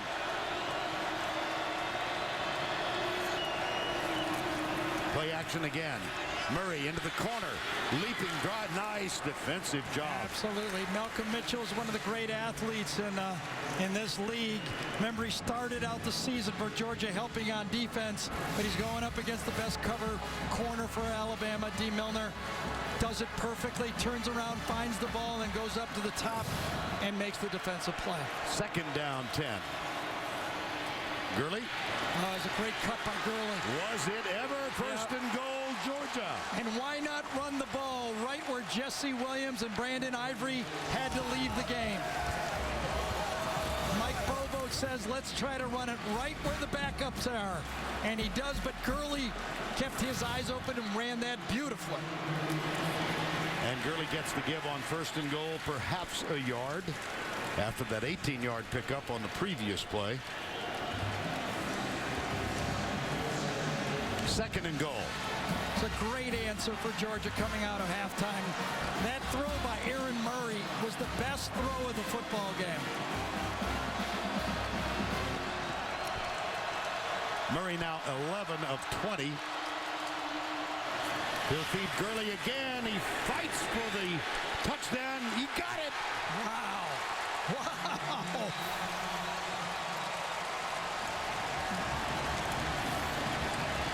You talk about some effort. Gurley was not going to be stopped on that one. First of all, he hit it full speed, took out Trey DePriest, and then just kept going. I don't know if his knee was down. They'll probably review that to see if his knee went down before he got across the line. I'm sure they will review it to see if his knee went down. I have not seen anything yet. Play is under further review. Jim Allison is a replay official today, so he gets a look at this.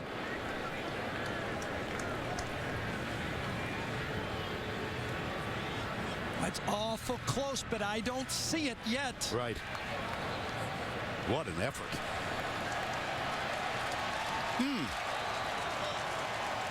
Let's take a look low, ground level.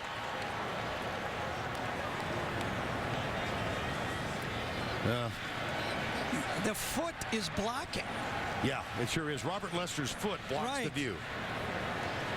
I cannot verify that that knee touched the ground. I don't think they can overturn that.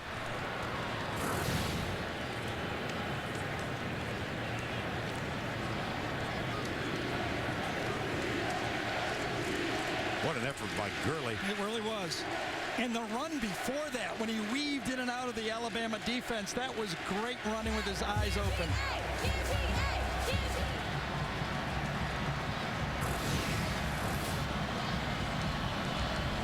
Another look.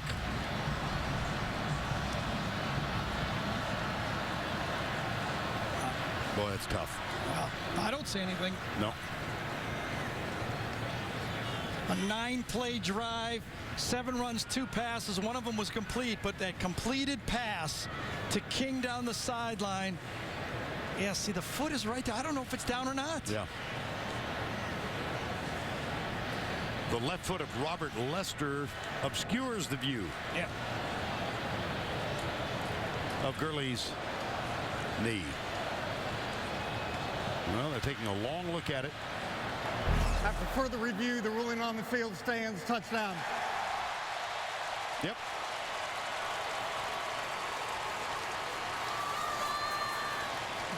We saw no evidence that could change that, did we?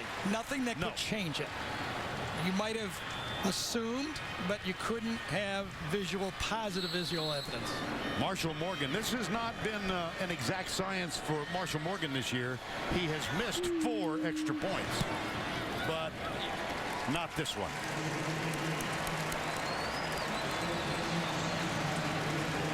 Well, the star of the drive, Todd Gurley, the freshman running back. Well, this one was his impressive running inside Canarius Gates, cutting and weaving and getting down inside the 5 or 6 yard line. And then he finished it off. He was accelerating as he crossed and got into that linebacker stand for Alabama. Georgia by 4.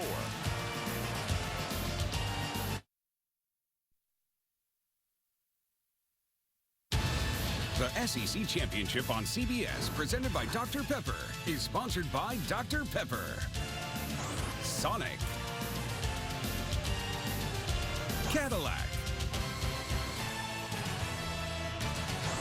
and by The Hobbit, An Unexpected Journey. Many great traditions abound on game day throughout the league, and each week we'll give you a taste of the SEC, presented by Sonic. A championship weekend tradition, the induction of the SEC legends. This banquet took place last night, and this year's class was headlined by Texas A&M Heisman winner John David Crow. With Commissioner Mike Sly, Paul Crane on the right won 2 SEC and 2 national titles at Alabama, and David Green led Georgia to the 2002 SEC title. We congratulate the entire SEC Legends class of 2012. We know Pat Summerall from Arkansas unable to make it because of illness. Patrick, we're thinking about you. I'm a girly girl. That's a good sign. Jamie Lindley will kick off. And it heads left. Touchback. And Jesse Williams limped off, or did not limp off. He was assisted off. Let's get an update from Tracy. Yeah, guys, as you saw, it's his right knee. They were using the cool air machine on it to minimize the swelling right now. He's at the end of the bench with ice on that knee, towel over his head, extremely frustrated. I was told they're going to try and get him back in, but they are not confident he'll be able to go, guys. Okay, thank you. Jesse Williams from Brisbane, as we mentioned, got here by way of Western Arizona Community College. He was recruited by both of these schools, and John Jenkins, the nose tackle, who is not on the field right now, but who's had a presence in this game, decided to come to Georgia when Williams signed first with Alabama. It's Kwame Gathers out there right now, number 99, and Eddie Lacy is the running back. Lacy breaks through. Huge run on first down. Well, Tracy only got to talk to Nick Saban after the half, but I think both coaches are thinking the same way. The team that can run the ball in the second half is going to win the football game. You can see both teams want to run the ball between the tackles. They don't think they can handle the pass rush or the blitzing from Alabama, giving them problems. Both teams want to play physical between the tackle football. Lacy now in excess of 100 yards. He's got 10 carries for 107. First down 10 after that 17-yard pickup. Dean Gungler, tight end, is way to the top. Here's McCarron. Looks low. Watch out. Jarvis Jones, John Jenkins. Just talked about Jenkins. He and Gathers both on the field. The only possibility here was to go to the slot receiver. They had a tight end split wide. And I don't know if A.J. couldn't cover him. The only guy he could find was over the middle. He could have delivered it. He could have delivered it, but he pulled it down. Loss of 6, second sack of the game. Williams comes near side, so does Kevin Norwood.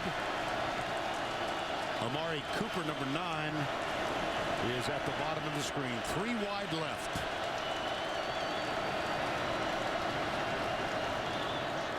Run it, left side, Lacey. 3 tacklers there, led by Amarlo Herrera, number 52, and Garrison Smith, number 56.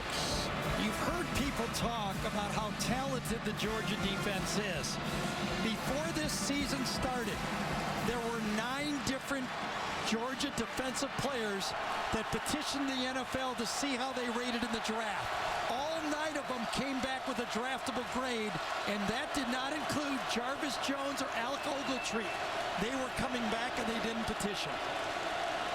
3rd and 13. Flip Cooper, left side, gets a couple of blocks. First down, Alabama, gain of 15. This is like a dagger to Georgia right now. What a great play call by Doug Nussmeier. Caught Georgia completely flat-footed, 2 big blocks, and a first down on a play where Georgia figures we'll just make them throw short and make a punt. Great play call by Alabama. Good block by Michael Williams. Sure he was one of them. And a first down 10. They needed 13 and got 15.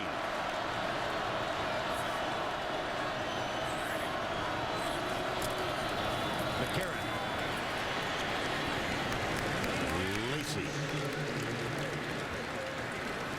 14-10 Georgia, 9:21 to go. Clock running, 3rd quarter. The current BCS standings, Notre Dame is in the championship game, the BCS championship game in Miami. We have here in the Georgia Dome a de facto semifinal, Alabama and Georgia. Winner of this one will meet the Irish for the national title. No polls necessary. You mean I don't have to have everybody mad at me by projecting who should be in it like the last 5 years? You are a man of conviction, though. Here's the screen right side. And Amar Cooper breaks a couple of tackles. And boy, does he get popped. Yeah, I think it was Sean Williams, but cleaned it up. But another successful play. It looked like this one was defended. Kevin Norwood misses his block, but Cooper makes Cummings miss, and then it's cleaned up. The 2 safeties, Bakari Rando and Sean Williams, end up isolating it. Is this 4-down territory for Alabama? Barrett Jones leads the offensive lineup over the ball. 3rd and 2. Bama trailing by 4.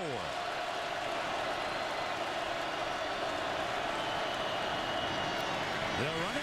They'll get the first down inside the 35. It's Lacey again.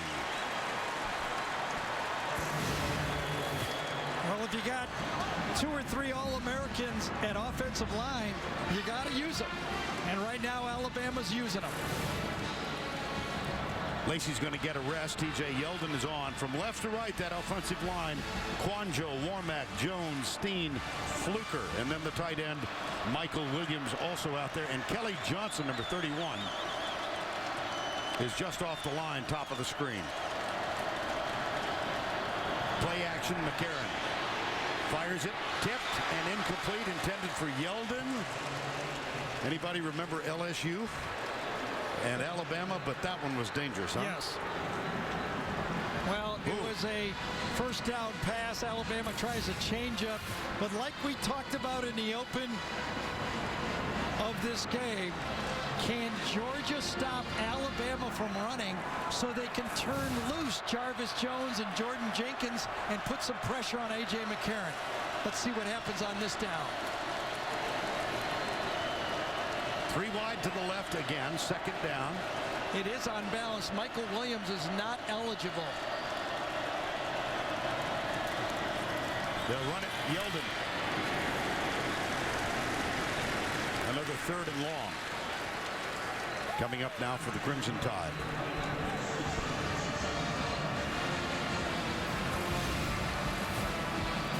Jarvis Jones had that big play early in the football game. Since then, though, he's been run at and he's been chasing down runs. Has not been able to make the big impact, but here's 3rd and 8. Can he do it now? Cooper, top of the screen, number 9.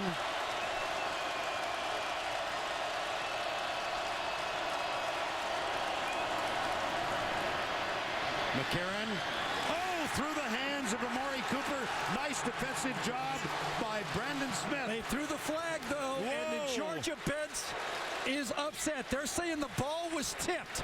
Was the ball tipped? That will eliminate the pass interference. I think Tom Ritter's indicating that is what happened. There is no foul for pass interference. The ball was tipped. 4th down. Let's see if we can see it. Who gets their hand on it? Boy, I don't know about that. I think Cornelius Washington, if indeed it was tipped, was number 83. Yep. Yes. I don't know. I think it was just not a good spiral, and they thought it was tipped. I don't think that ball is tipped. Here's the long-distance place kicker, Cade Foster. He's hit 2 in excess of 52. This one from 49. Foster, it's blocked. Picked up on the run. It's Alex Ogletree all the way for the Georgia touchdown. And Cornelius Washington blocked it. That one we know for sure. That's for sure.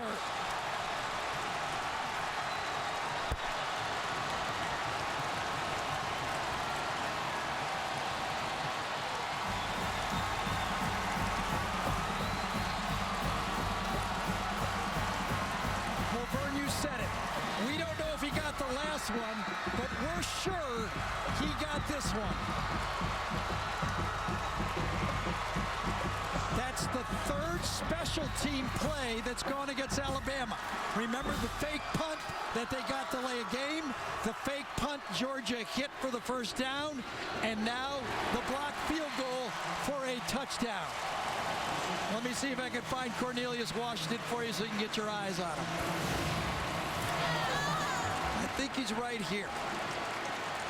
He gets inside Michael Williams, puts up his left hand and makes the play.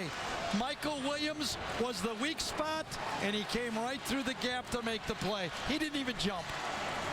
Ogletree looks like a sprinter, doesn't he? He was a safety when he came to Georgia, and Mark Richt's right behind him. The usually placid head coach of Georgia. Special teams touchdown.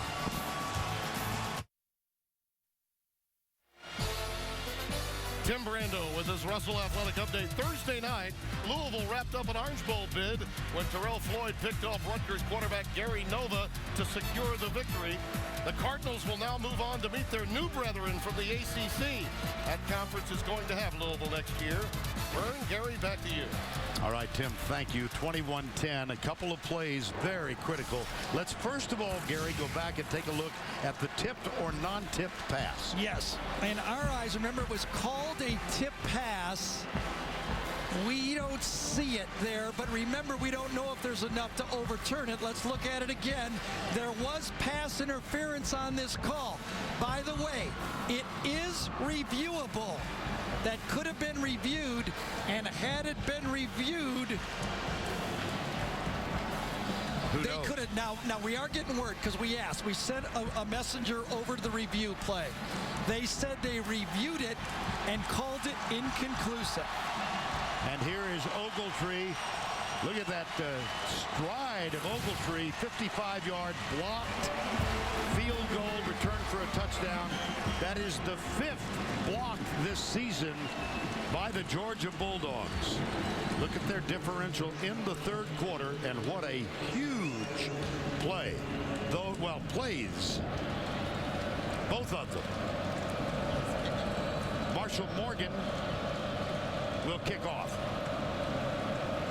2 men deep for Alabama. Cyrus Jones, D. Milner. This will be Jones at the 5. Out to the 23-yard line.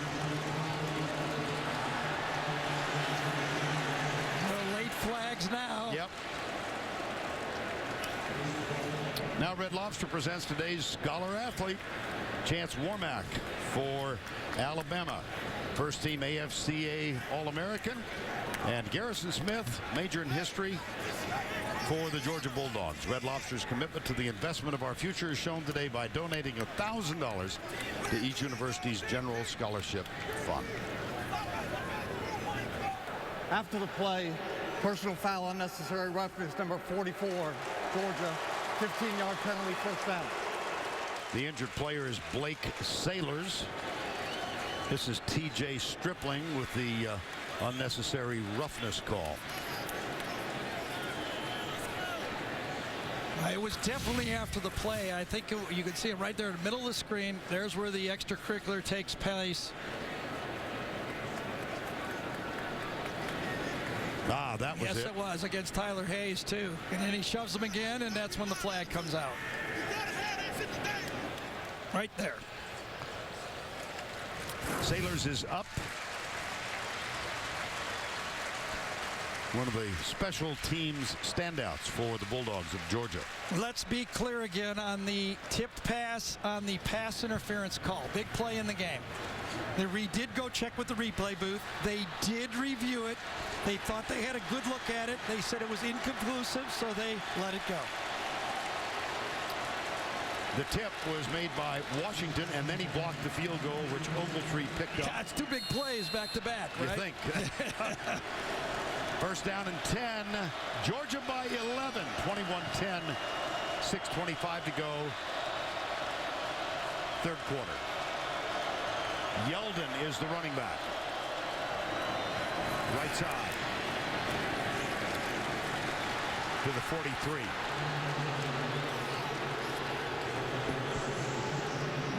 DJ Fluker, one of the emotional leaders of Alabama's football team, is very upset on the field. He can feel this football game that 21-10 right now. Will Alabama stay patient? Will they continue to run the ball? What will they do? Second down, 5. That's Michael Williams. They give it to Yeldon. He's got it. Wow! All the way to the 26. Before he's stopped by Bakari Ramble, a gain of 32. Sometimes, like Sean Williams going off on Georgia, DJ Fluker had to go off on his lineman. Barrett Jones got a great block inside on Kwame Gathers, ran right up behind Barrett Jones, the All-American. And TJ, who gets a little bit, I think, an unfair record here of 2 fumbles. One of those fumbles was not his. He's had 1 fumble against Texas A&M.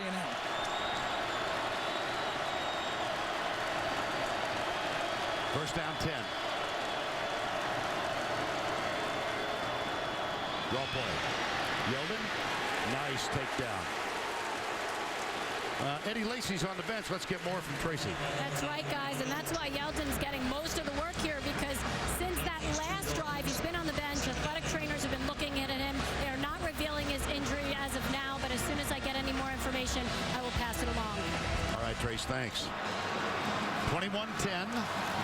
It was 10-7 Alabama at the break. McCarron and Yeldon. 2 wide receivers wide right. Cooper, the featured wide out, is matched against Sanders Cummings, bottom of the screen. McCarron steps up, goes deep. Going to be interference. There's the flag. Yep. Called on Damian Swan. Norwood was the intended receiver. It's a formation that's given Georgia a little bit of trouble. They shift out the tight end Vogler to the wide spot, and then they throw it to the slot. Vogler's out here, but they run the slot down the middle. Good coaching by Alabama. Found a formation that gives a nice seam throw to A.J. McCarron. Pass interference, number 5, defense, 15-yard penalty, first down. Well, if you're going to grab a jersey, grab a jersey. Oh, yeah, he grabbed him. But remember, in college football, it's not as big a penalty as it was in the NFL. That would have been right down there on the 1 or 2 yard line.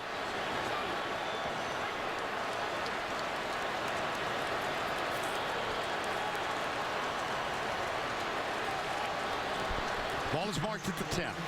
Remember how Alabama answered the touchdown by Aaron Murray to Jay Rome earlier? They are answering the blocked field goal touchdown on this drive. See that? 7 penalties against Georgia.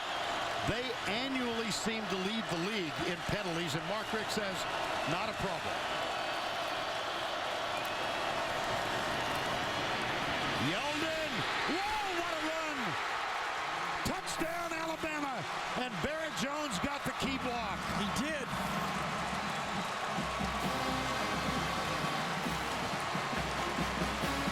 They're going to go for 2 here.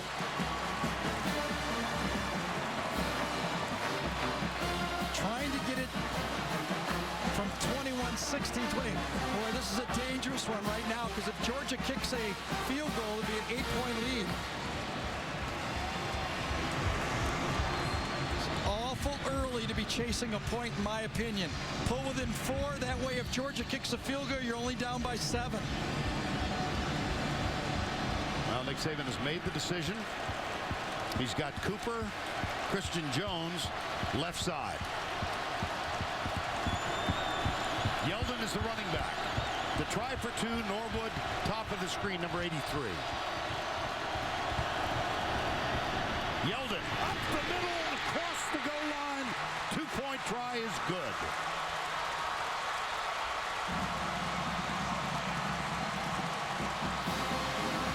Well, with Eddie Lacy on the bench, Barrett Jones, DJ Fluker, Anthony Steen, Chance Warmack, and Cyrus Quanjo, that offensive line took over. A freshman running back for Georgia, a freshman running back for Alabama. Barrett Jones is kind of finessing Kwame Gathers there. He let him block himself, basically. And Yeldon pushes Alabama within 3. After Yeldon exploded for 100 in the opener, Barrett Jones said of the freshman, I think we found our next great one. Sure did. Barrett Jones right there again. Didn't blow anybody out, but he kept Jenkins from making the play. That's a successful block. Not a bad ball game. Sure is. 21-18 Georgia. Alabama just scored and went for 2, and a couple of pretty decent players on the bench. Well, Mark Ingram, could he replace Eddie Lacy? And Kenny Bell's injured. They could put in Julio Jones for Kenny Bell. Indeed. Don't forget, later in the game, the play of the game presented by Napa Auto Parts. How about these freshman running backs? Gurley for Georgia. Yeldon, imagine that, walking into these 2 programs as good as they are and contributing at running back like that, or Theus at offensive tackle. Just imagine what it takes. Well, look at what they've accomplished so far. Yeldon with the touchdown, 14 carries, 91 yards. On the other side of the field, Gurley, 15 for 90 yards and a touchdown. Mirror images. Yeah, that's behind Lacy's 117. Well, that's true, yes. Here's Kate Foster. Malcolm Mitchell. It'll go over his head. Wednesday on CBS, LL Cool J and Taylor Swift host the Grammy nominations concert with live performances from music's biggest stars. That's Wednesday, only CBS. And Vern, you mentioned it. Georgia always a highly penalized team in the past. The 2 penalties on that drive, the one on the kickoff and then the one in the pass interference. Last time Christian Robinson bailed out Georgia with the tip ball. That time, no bailout. Well, they came into this game, Georgia did, with 82 penalties. In contrast, Alabama with 49. And the total is 7-1 in this ball game. And Georgia continues now to run the ball right at the spot that Jesse Williams left. Without Brandon Ivory, no Jesse Williams. You've got a 3rd guy in there. I think it's Damian Square is playing nose tackle right now, and they are running right up the middle. And we're alerted that Brandon Ivory is going to try and give it a go. Yep, with the bad ankle.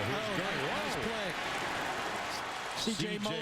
Mosley. Well, let's get an update on Jesse Williams. Here's Trace. Well, guys, it looks like we reported earlier they're going to try and get him back in. That's what it looks like right now. They took him into the locker room, put a brace on him. He's been stretching it, and the athletic trainers are asking him, can you squat? Do you feel movement in that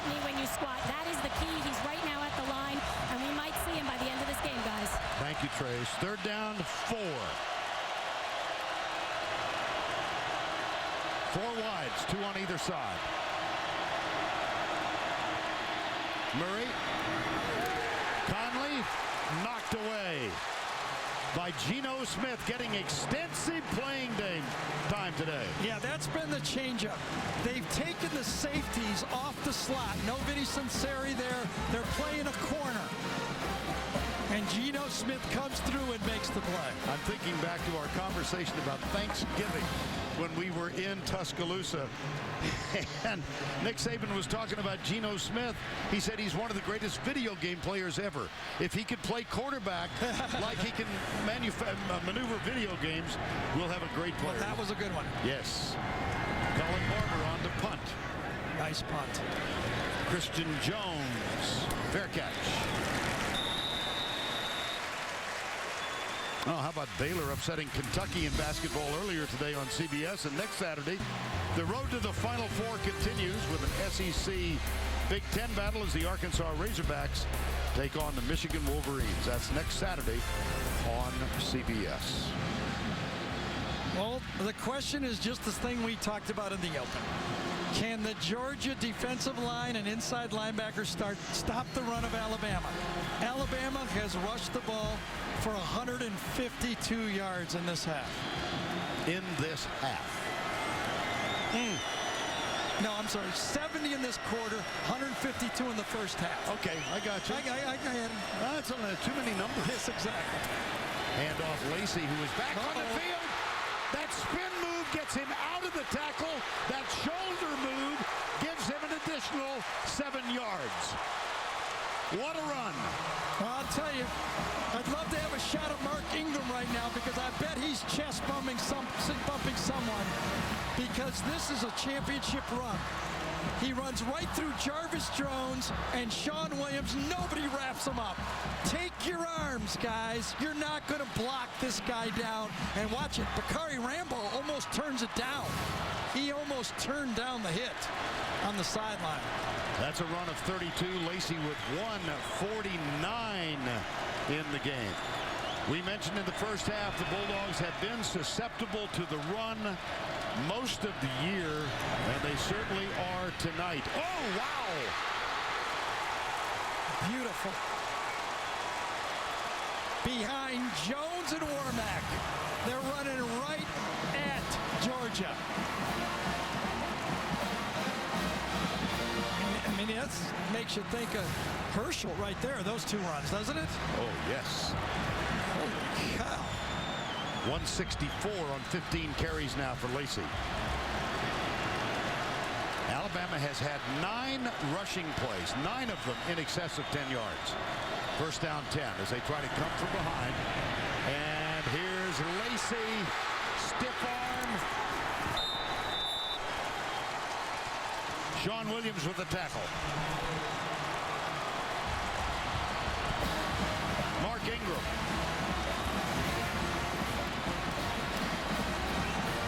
Well, remember when I was wrong and I said they had 152 in the third quarter? Well, I'm coming pretty close to not being wrong because now they're at 131 in the third quarter and counting. First down 10. That was a 14-yard gain. Alabama trails by 3.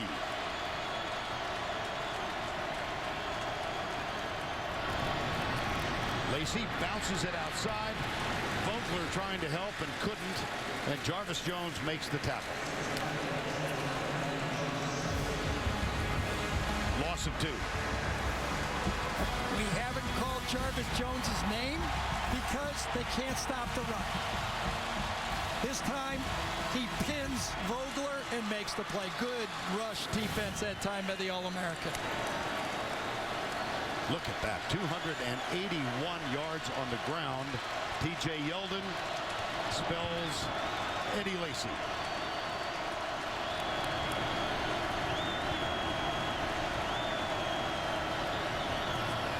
Yeldon, Williams with a block. Here's Yeldon, first and goal.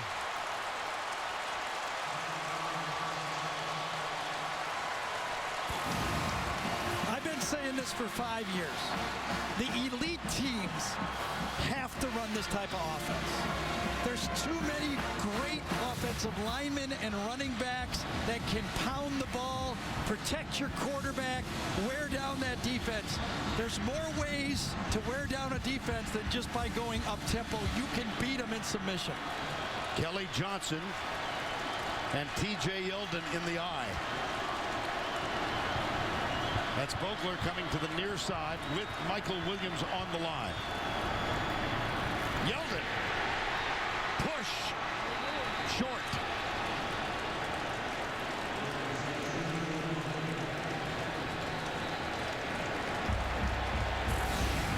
That's about as fun a third quarter as I've seen in a long time.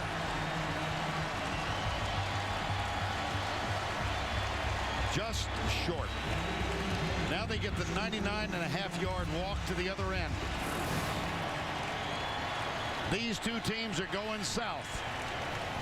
Alabama is less than a yard from the lead. That's the end of 3. Right now it's 21-18.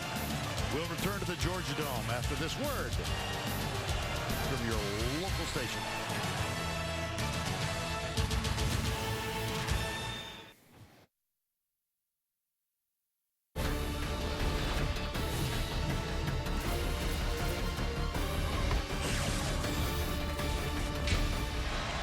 We welcome you back to the beginning of the fourth quarter in the Georgia Dome. Alabama with a second down and goal, trailing by 3.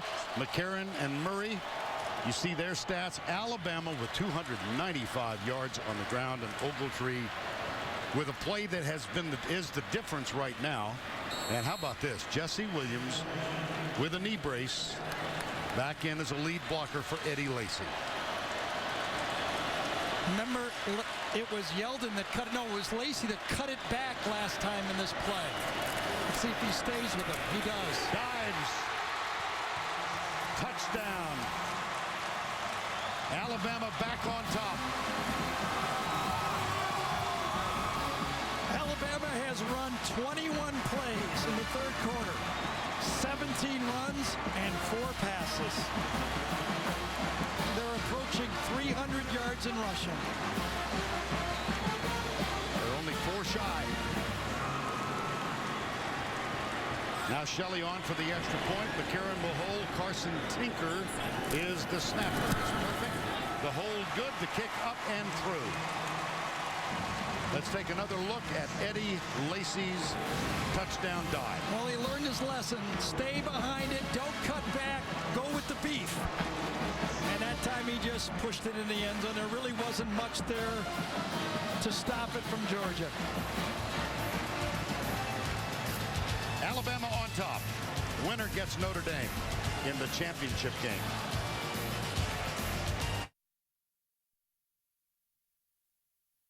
And now it's time for our Geico game recap.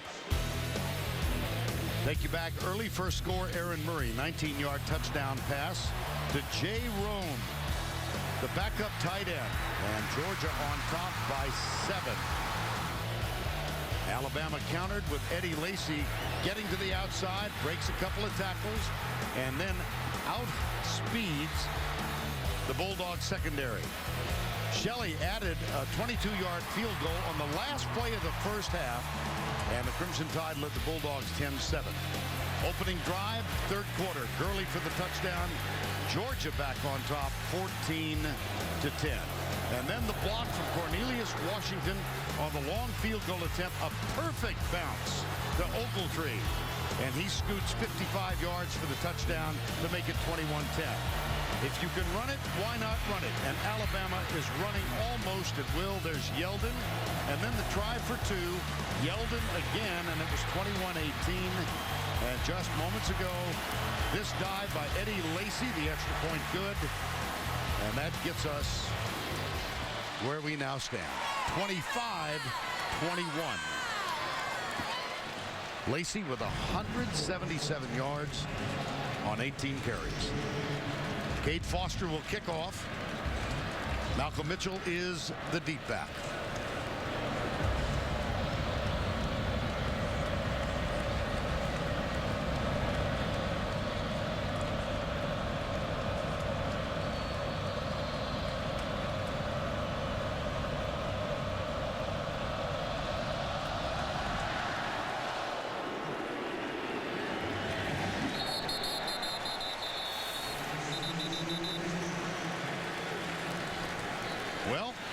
seconds into the fourth quarter. Nick Saban told Tracy at the beginning of the third, whoever runs the ball best will win. He was right. I know it. Vern, it's the word I don't like to use. Momentum, right? No, I know you After Ogletree hits that field goal for the touchdown, it has been all Alabama. Nick calls it the process. Right. Forget the scoreboard. Do your job. Alabama's players is bought in. Now it's Georgia's turn. Some people would say it's all going against you. You don't have anything to do but to line up and play football. Aaron Murray, the quarterback, gets the snap. Left side. Oh, what a catch. Or is it, did it hit the ground? Oh, no. They called it a catch. Yes, Mitchell. It's a great throw again by Murray. The second of this half that he made. Tavares King on the back shoulder throw, and right in between the safeties that time. Clinton Dix did not get there in time. They'll run it. Todd Gurley on first down. Trade to Priest, number 33, with the tackle. Gurley close to 100 yards for the Bulldogs now. 18 carries for 97 yards, and Williams back in at nose tackle.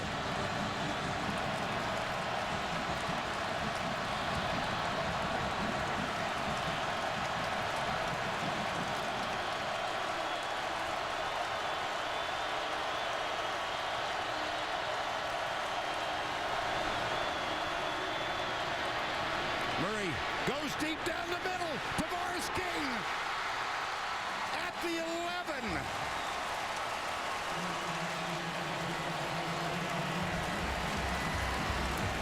From this bunch formation, Mike Bobo has been calling the corner route.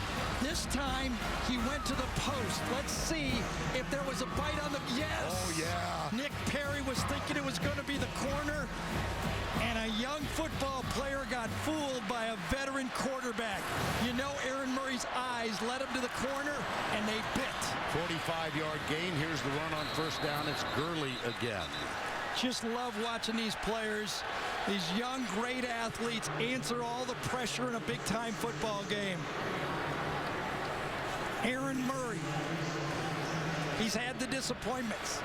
He's had some great stats, but he needs this one big win to cement his career.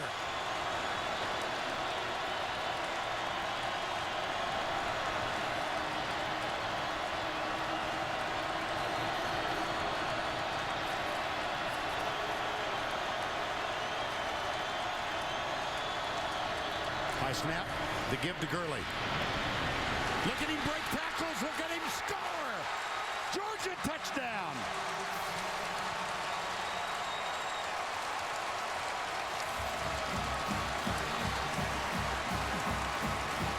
Coaches like to say the scoreboard lies. Don't look at it, do your job. And that time the Georgia offensive line answered. They pass protected on the long pass, and they rooted out that Alabama defense for a touchdown. What a football game we're having here. Marshall Morgan on for the extra point. The hold, the kick is up and through.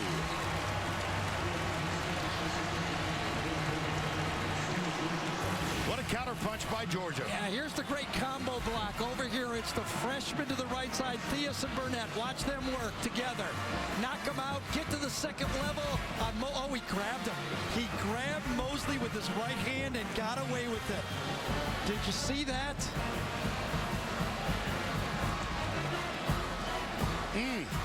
Happens. Stuff does. Yep. What a game.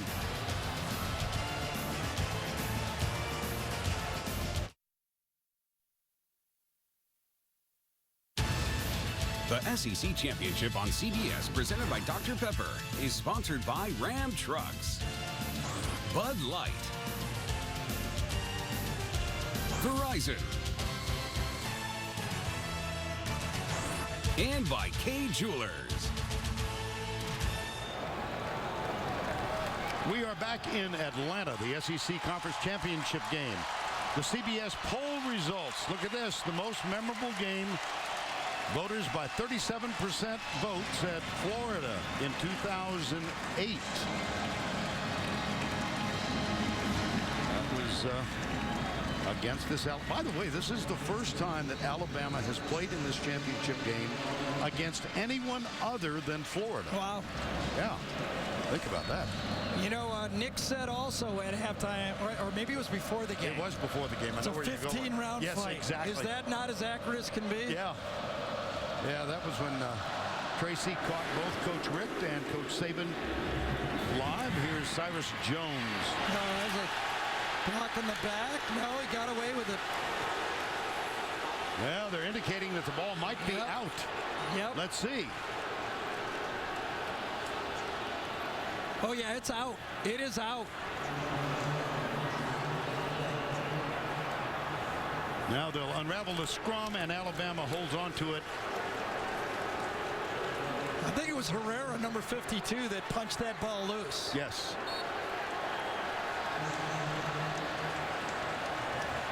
And a flag down. We got everything. I thought it was a block in the back by Alabama. We had a fumble on the play that must have been recovered by Alabama. Red ball on sportsmanlike conduct, number 28, Alabama. Half the distance to the goal, first down. And you could tell that was the Georgia fans right there. They looked at the stats and saw that Alabama had one penalty for 5 yards and said, it's about time. Call was on Dean Milner. Oh, nice job scooping it up by Jones. Indeed. There was.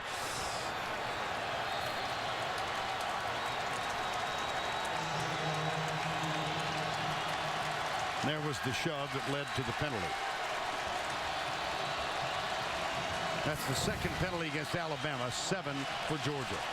You know, my kids used to do that, Vern. They always used to say, it all started, Dad, when he hit me back. Don't we all remember that? Of course. Give on the right side. TJ Yeldon still going. Boy, what answers must Todd Grantham come up with? I mean, he's got a proud defense. He's touting, and Georgia's touting, and I'm touting that they've got 9 or 10 guys that play in the NFL. Well, they can't stop the run. Alabama has rushed for 306 yards.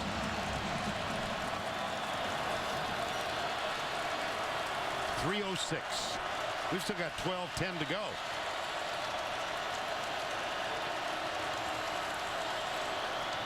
Quick, Amari Cooper. Damian Swan, number 5. Remember, Georgia just said, Mike Bobo told me he was going to go with Gurley and only spell him with Marshall. Well, that's proven out. Yep. As you look at Alabama, they've gone almost 50-50.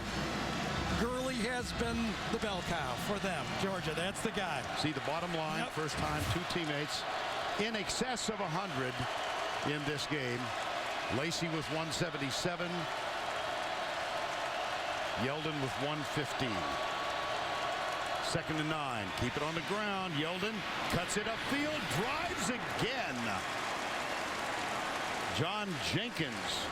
There's just nothing. I've seen this before. You know, I mean, when you've got an offensive line, this time it's Cyrus Kwanjo pushing his guy 5, 8, 10 yards. The Georgia defense is spent.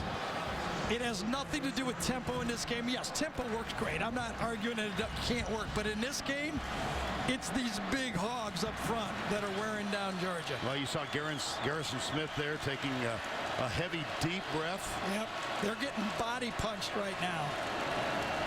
Both hands on his waist. Let's run it again. Oh, my goodness. Ogletree took the blow from Yeldon and did bring him down. But it was a successful defensive play that time for Georgia. Oh, that hurts. Brushed off the block that time and made the play. That's good linebacker play. Even though it was a positive play on first down, that's still, you got to give it to Ogletree. He stood in there and made the play. Again, vicious football. 2nd and 6. Georgia by 3. Nearing the 10-minute mark in the 4th quarter. Yeldon First down, Alabama.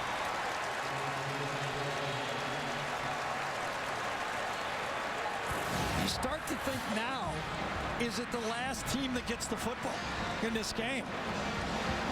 Murray's hot. The offensive line for Georgia's pass protecting well. It doesn't look like Georgia's defense can get a stop on the running game. Can it come down the last drive of the game? Gary, Alabama has thrown the ball 19 times. They've run it 43 times. And at first down and 10, Lacey is back on the field.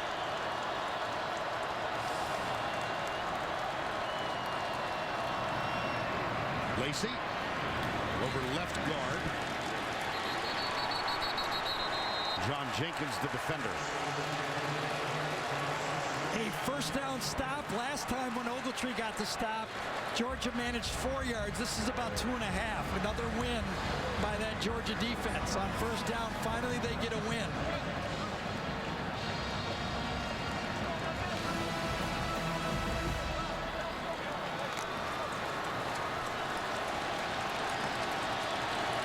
SEC championship game record. Alabama held the old mark set back in 1999. Second down, 8.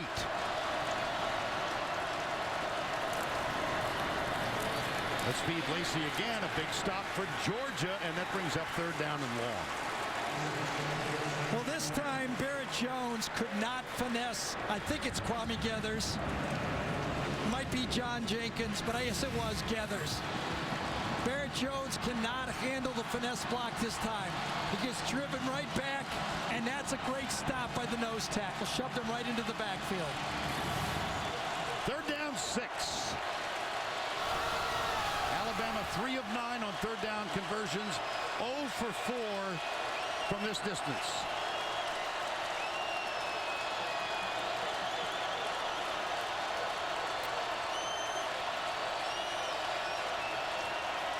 Georgia brings 4. McCarron, nobody open. Fourth down.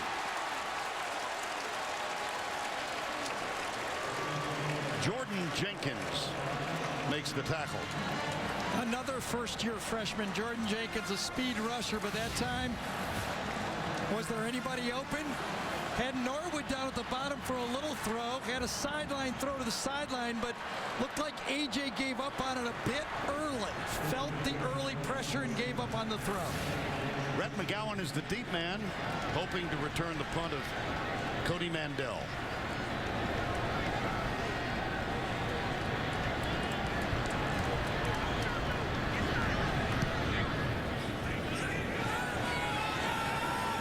That's taken on a fair catch just inside the 10.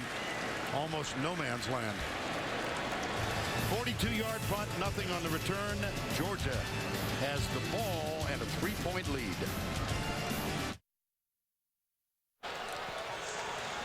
Overhead view of Atlanta. And don't forget the Jeep postgame show coming up next. Tim and the gang live from the studio. Here we go from the 8-yard line. Georgia with a 3-point lead and the ball. Well, it's Aaron Murray's football. It reminds me of the Florida game. 10 minutes to play, leading 10-9. They went 7 plays, 75 yards. Murray on that drive, even though he threw 3 interceptions in the game, was 4 for 6 to put the game away for Georgia. Can he put one of these drives to put Georgia in the national championship? Rolling right. Fires it deep over the head of Tavares King. Well, the Georgia Bulldogs have won 1 national championship. Vince Dooley was the coach. He's here tonight. Herschel Walker played on that team. They won it in 1980. They had a chance to win a second on January 1st, 1983, but they ran up against Penn State, and a buddy of ours named Todd Blackledge. Penn State won that ball game. Can they get back? And this is a positive run now for the Bulldogs out across the 17 by Todd Gurley. Well, we talked about, as you look at Todd Gurley, that the number one unit on the field in this game was the Alabama offensive line. And could the Georgia offensive line do enough? Yes, they don't have the gaudy stats, but they pass protected well enough, and they're rooting out those yards right now in a really important drive. 3rd and 1.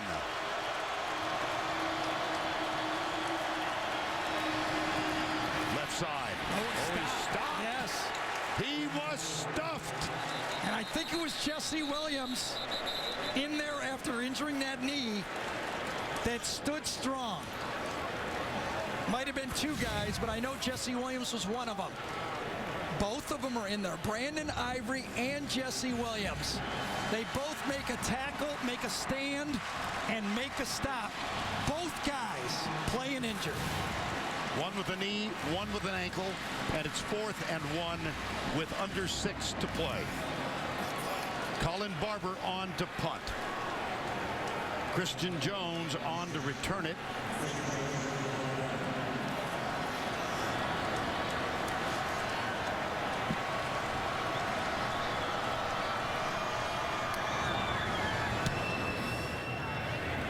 Not terribly long. Gotta catch that. Oh, yes. Oh, nice play, though. Yeah, he picked it up on one hop. He saved it, yes. Instead of running up and under to make the catch, he backed away from it, caught a bit of a break, it reached out, and Christian Jones, 9-yard return. Yeah, that ball was in there long enough where he should have caught the ball, but he saves it because that would have rolled another 8 or 10 yards. Good job by Jones to save field position. Now, Alabama's turn.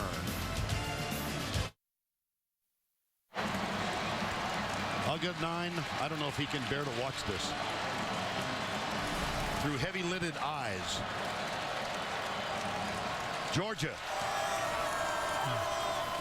by 3. Alabama in this half. McCarron's only 3 of 5 passing the ball. They passed it 5 times. They have run it 24, and why not? It's Yeldon at running back. Yeldon goes left from the 45, chased by Ogletree. Ogletree can't get him, and Yeldon gets a couple. That Ogletree is some football player. He started out as a safety for Georgia. He's 6'3", 6'4". You know, he's had his problem. Didn't get play suspended early in the year, but look at him run. I mean, he is a big-time linebacker. 2nd down 7 for the defending national champions. Trailing by 3 with under 5 remaining.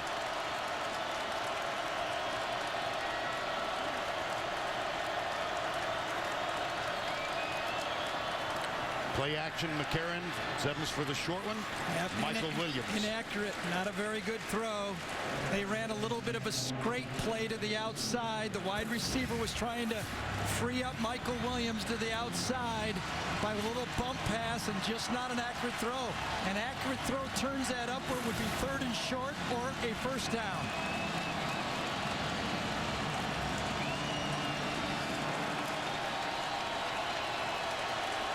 Late substitutions defensively for Georgia. It's 3rd and 5, nearing the 4-minute mark.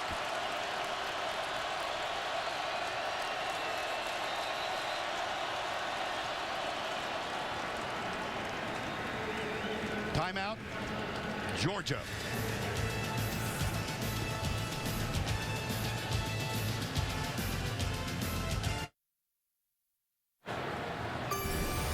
Lineup tonight on CBS. We began with Made in Jersey, and then Criminal Minds.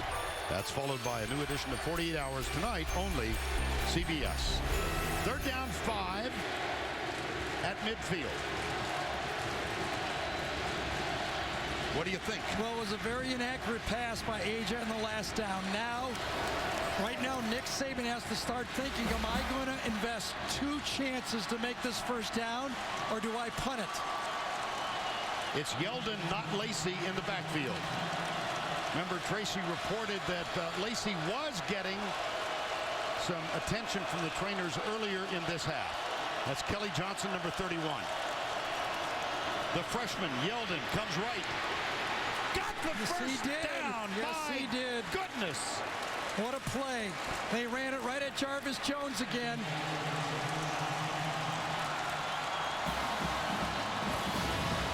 I think he ducks right inside Sean Williams, too. Great block inside by Kelly Johnson and runs right through Sean Williams. What a job by Kelly Johnson, a former walk-on. Well, all those great recruits and a walk-on comes up with a big block. First down 10, 3.5 remaining.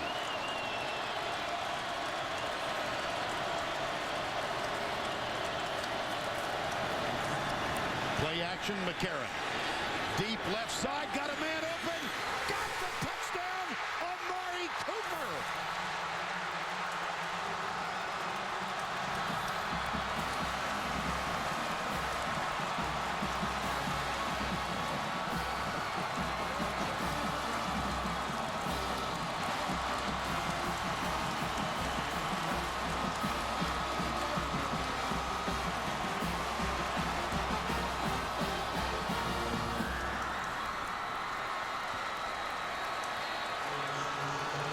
McCarron will hold.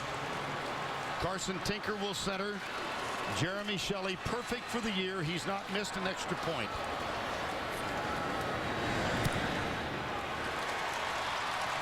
Well, Vern and Barrett Jones' 52nd consecutive start. He's got a big nose tackle on him. He's got the key block in play action, and he stands up and makes the block on Kwame to give A.J. an opportunity to hit Amari Cooper. Cooper with the great top-end speed, matched up. A.J. knew he had him if he had time. Make the fake, throw the ball. He's beat at the line of scrimmage. Actually, Amari Cooper almost stopped on the play. He thinks A.J. must be down. He slows down and then speeds back. Oh, my goodness.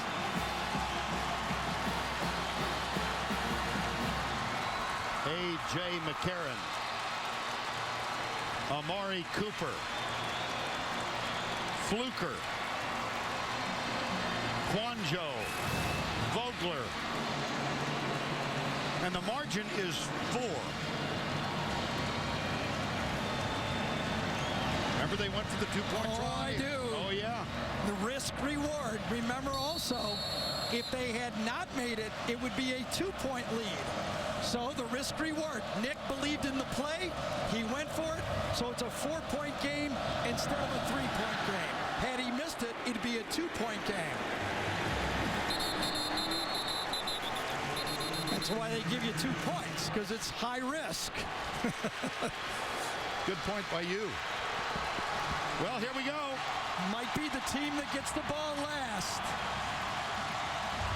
Vern, you were at the Legends banquet last night. This is how you make yourself a legend. Amen. 3:15 to go. Georgia has 2 timeouts left. Remember, they used one of them earlier, and they've got the ball 75 yards away. They've got to get the touchdown to reclaim the lead. Murray is 13 of 24 for 189. They've got 2 receivers bunched to the right. Got him at the 16. Adrian Hubbard, 6th sack of the year. Well, when you talk to the Alabama defensive coaches and you point out you don't have any Upshaw, who would be the guy? And they said if Adrian Hubbard ever figures it out, he could be the guy. Kirby Smart, defensive coordinator. Loss of 8, 2nd and 18. 2:45 to go.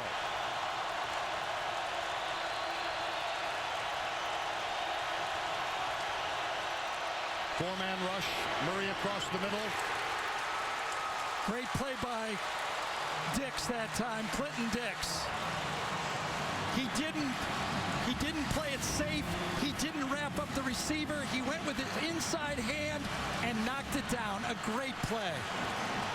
3rd down, 8. 18.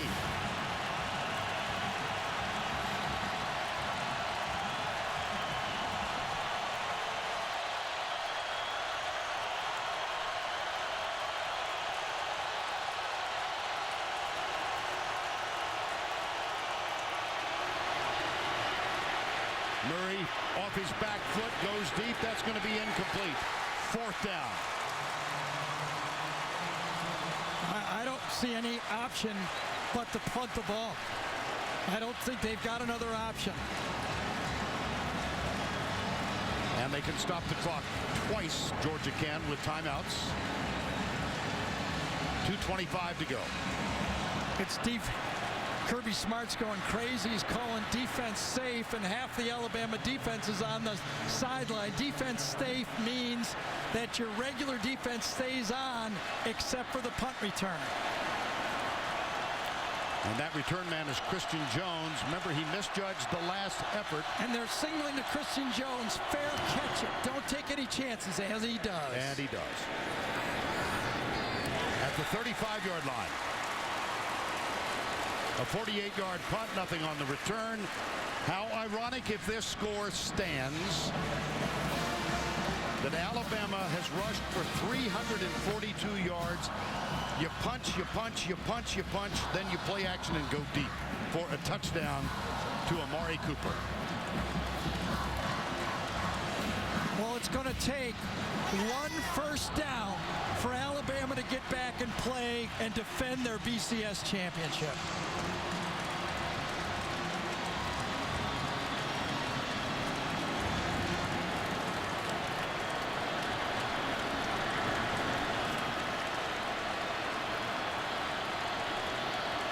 .217 remaining. How about this? TJ Yeldon instead of Eddie Lacy. Think they got faith in that guy? It's Yeldon. Boy, watch him protect the ball. Gary mentioned a while ago he's had 2 fumbles this year. One of them not his fault. The other was. Time called by Georgia. We'll step aside.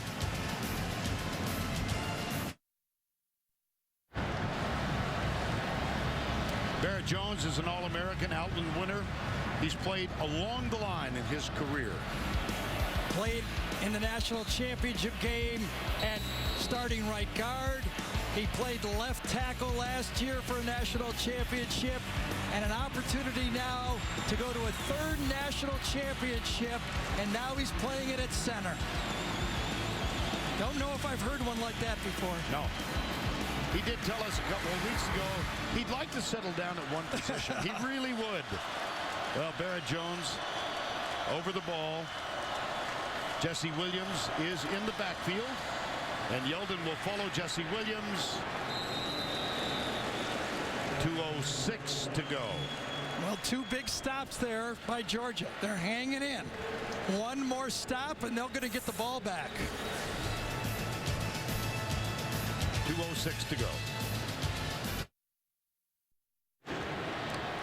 We're back in the Georgia Dome. What a tussle this has been. Alabama leads it by 4 with 2:06 to go. A berth in the national championship game, but also significant in this part of the country. Very significant. Champions of the Southeastern Conference. And here comes McCarron. If they run it, and they did last time they had 3rd and 5, it'll be their 51st run of the game. And remember, last time when they ran it on 3rd down, they went to the right. Let's see if they go back to the right this time. First 2 have been to the left. That's Vogler. Sets up to the left. All 3 left. Yeldon, no. He stayed in bounds, though, very smartly. Yep. Georgia will get the ball back with approximately between 1:18 and 1:12 left in the football game. Nice job. Very smart running.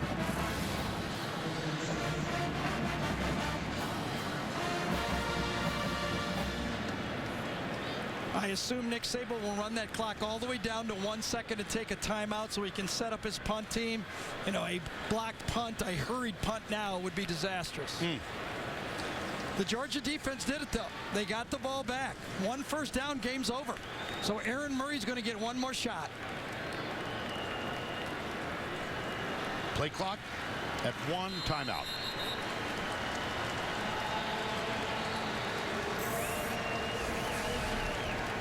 .116 to go. Aaron Murray's going to get 1 last chance.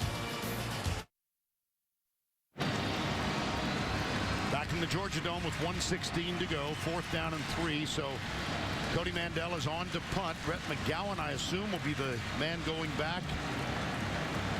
No, it's Malcolm Mitchell. So Mitchell will return this one.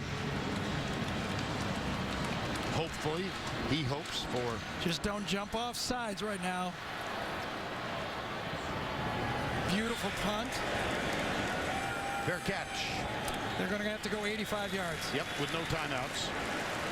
A 42-yard punt, nothing on the return. Where do you try to attack? I'll tell you what you got to do. A.J. McCarron did it to LSU.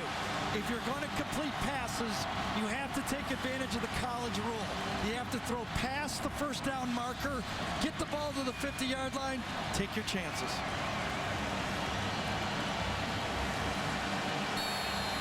Trailing by 4, 68 seconds remaining.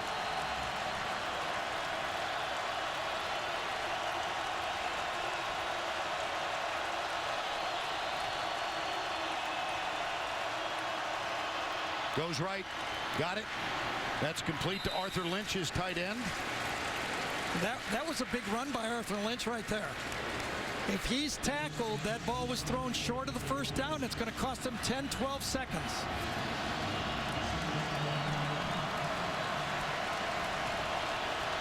Second and 1.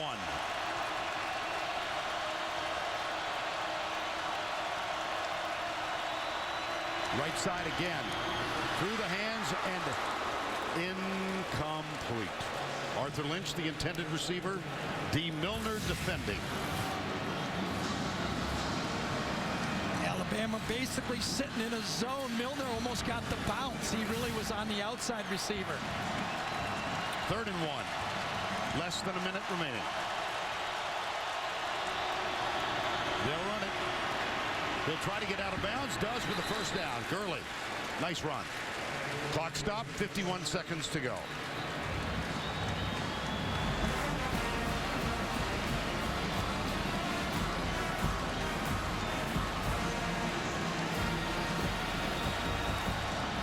Georgia loads up with 3 to the near side, 1 to the top. Alabama in a total prevent. Yep.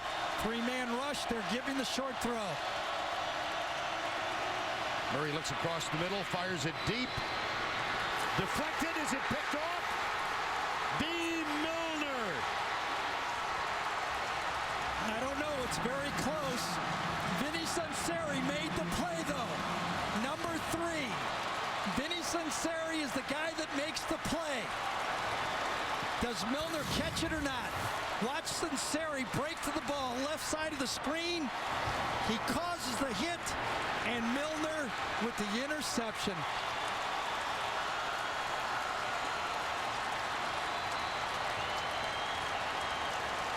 It's very close. I don't know if that ball touched the ground. It's an interception. The previous plays under further review. Ooh. I don't know. I don't know. It's very close.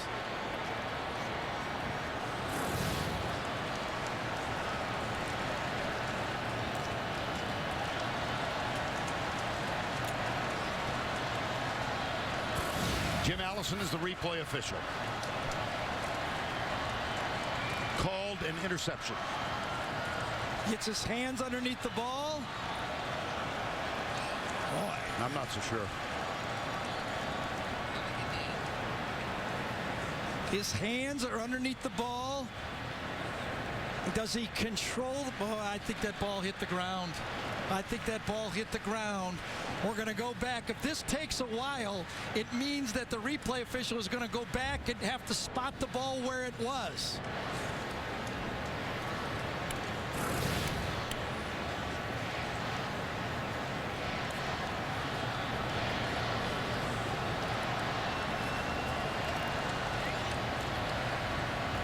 It would be 2nd and 10, I believe, on the 28-yard line.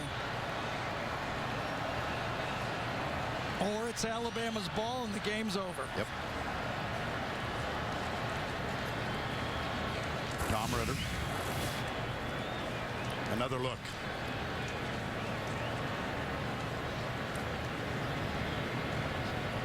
Milner. And now.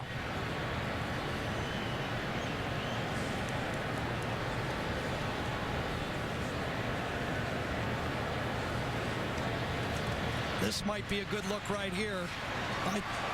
The ball hit the ground. I think so, too. And that might be the definitive angle. Another look at it.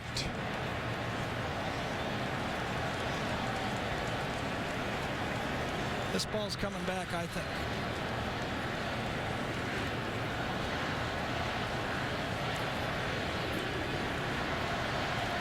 Remember, if it does come back, 43 seconds to go, 2nd and 10.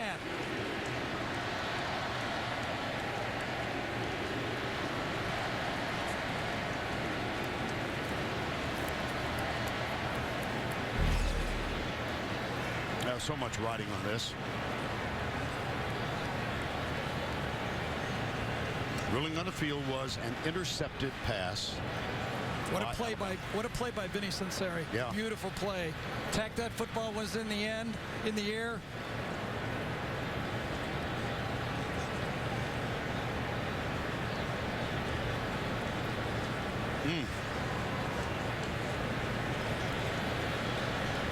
Here comes, nope, not yet.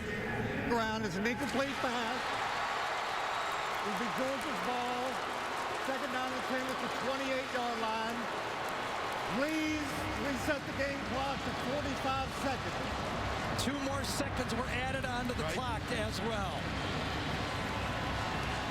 Got it right? I think they did. Yep. 2nd down and 10. Remember, right now, Georgia has to be thinking, can I get it to the 50-yard line? Can I get a Hail Mary for a chance to steal a win? Alabama needs to keep it in the middle of the field.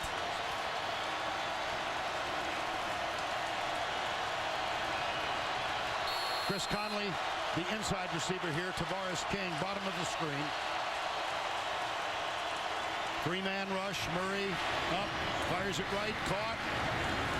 And Arthur Lynch, the tight end, gets out of bounds. Stops the clock. That one took 7 seconds.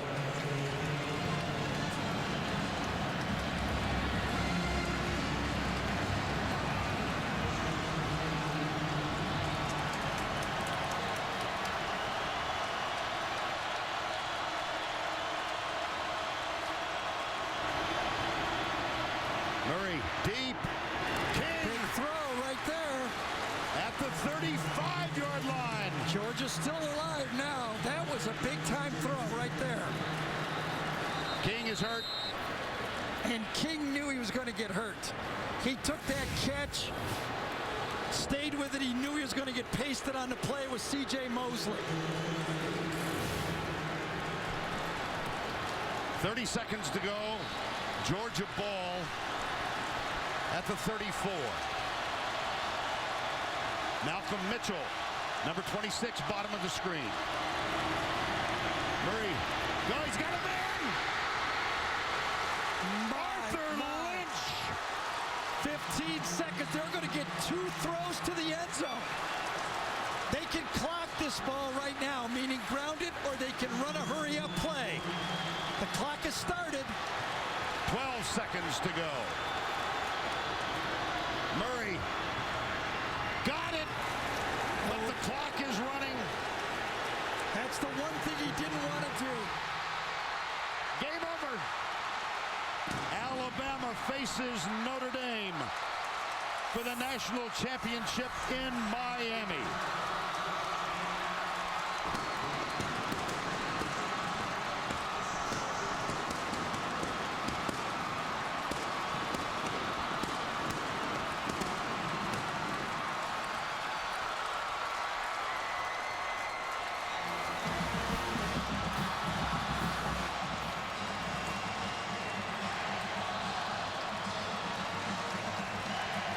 Gary, take us through the last play. I think this last pass was deflected. But either way, it was not in the end zone. The ball had to go to the end zone. It was deflected. C.J. Mosley got a hand on it. And once it was caught, the game was over. I thought they should have clocked the ball right away. As soon as the umpire moved, go down, ground that football, and you you get 2 throws to win the game.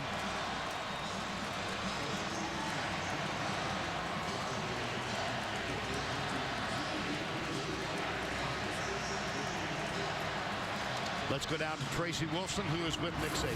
Well, thanks so much for getting a smile out of Nick. And Coach, you said this would be a heavyweight fight, and it lived up to it.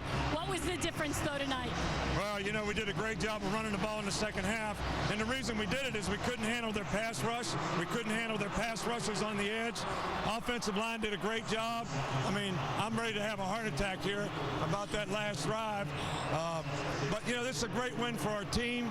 I'm not saying we played our best game today. You know, Georgia's got a great team. It's great for our fans. You know, we really appreciate the support, and we created a great opportunity for ourselves, and I'm really proud of what these guys have been able to accomplish. And how about the chance now, back-to-back national championships, a chance to win your second straight title?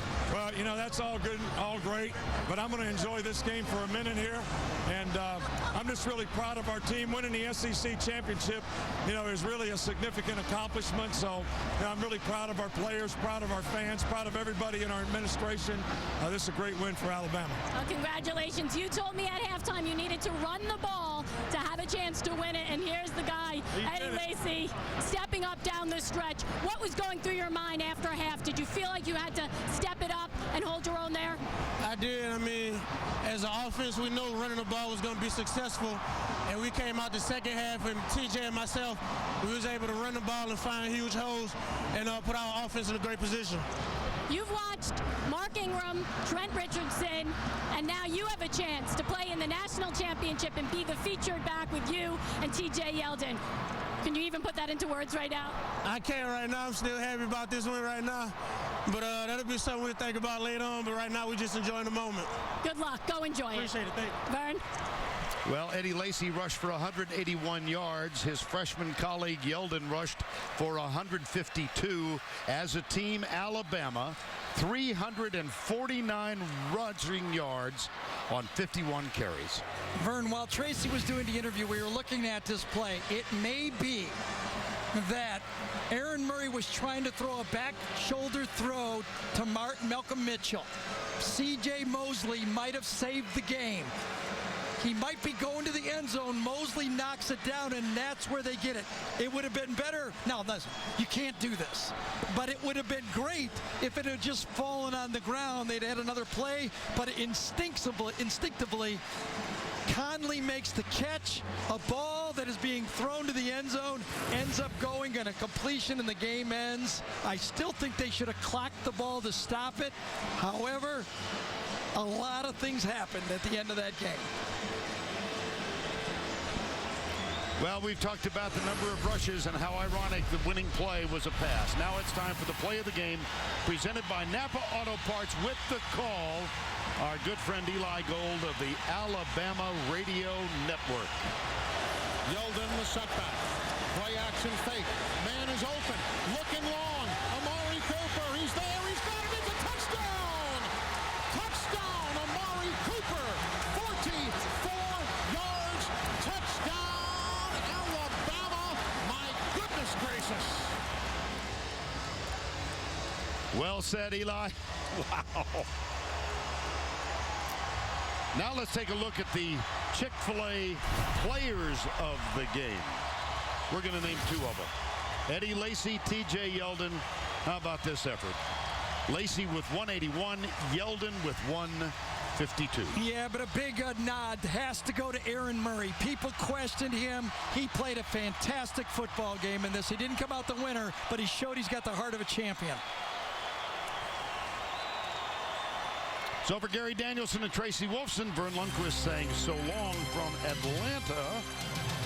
The final score 32-28, but it was heart-stopping almost, that last drive.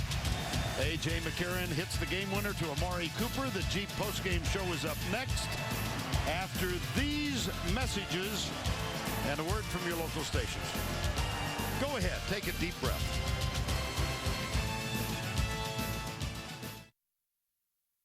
We dream and dream and dream for nights like these. All our lives we wait and wait and wait.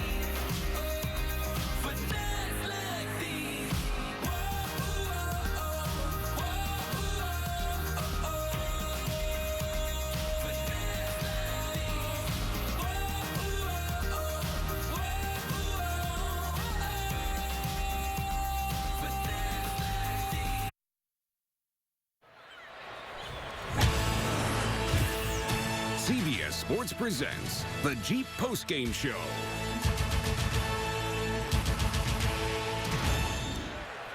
Welcome to the Jeep Postgame Show. Tim Brando with a reminder. Tonight on CBS begins with Made in Jersey and Criminal Minds, followed by a new edition of 48 Hours. That's all coming up tonight. Only CBS. In an incredible game, Alabama clinches the SEC championship and earns a chance to defend its BCS title. I'm joined by Archie Manning and Spencer Tillman. Fellas, just an incredible conclusion. I want to pick up, though, what happened after the Milner interception was overturned by the officials, the final dramatic drive for Georgia. And it began with this very nice pass to Tavares King, Arch. Really a big throw by Aaron Murray, fitting it in there. Takes a lick, sandwich between two guys, holding the ball, shaking up on the play, and here comes a big play, Spencer. Yeah, we talked about getting the ball to the tight end over the middle of the field against that cover two look. Alabama playing a safe look, and they got it completed. But then this. Well, and I think Georgia wanted to go in the end zone. I think he was trying to throw the ball in the end zone there. The ball got tipped, and unfortunately, the other wide receiver caught the football. Conley should have let that one go. Time and moment, but sometimes Spencer, instincts take over. I think what it does is underscores the fact that what you don't know can hurt you in these situations. It's situational issues. Again, big games are lost, not won. Many congratulations, though, to a very deserving A.J. McCarron and that entire offensive front and running game for Alabama. Coming up, we'll hear from the winners. The presentation of the SEC Championship Trophy when the Jeep Postgame Show continues.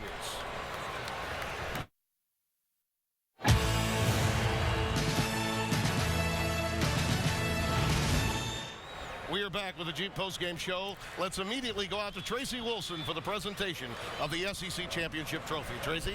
Well, thank you so much, guys. And let's hear it one more time for the Alabama Crimson Tide. SEC champions. And now it is time to present the MVP of the award of the game, Eddie Lacy.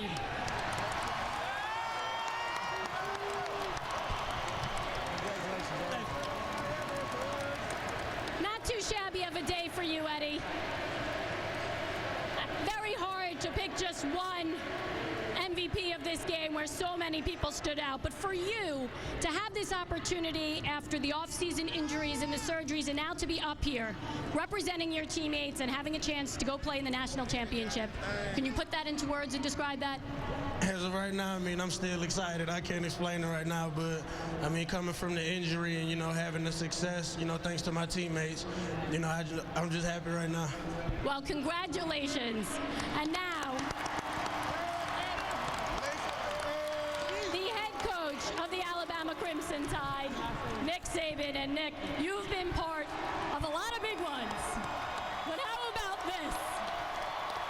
Well, this was the most exciting, biggest win because it's what happened today, and I'm so happy for our fans, the people of the state of Alabama, everybody in our administration and our program, and these players who did a fantastic job competing to come back in the game against a very good Georgia team. Well, you mentioned it, and you were holding your heart after that, but what about the poise of this team and what they showed when they were down in this game and just kept coming back? Well, we kept telling them that that's what we trained them to do, that to have the mental toughness and the physical toughness to hang in there and play for 60 minutes in the game, and I got to be really proud of the way we did it today. Well, congratulations. You're on to Miami.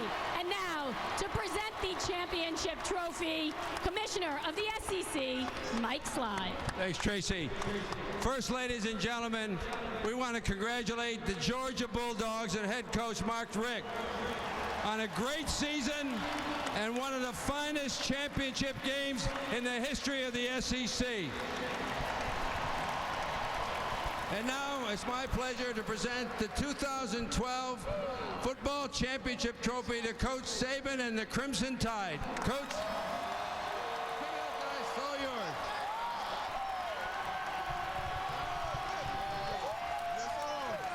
One more time, let's hear it for the Alabama Crimson Tide SEC champions.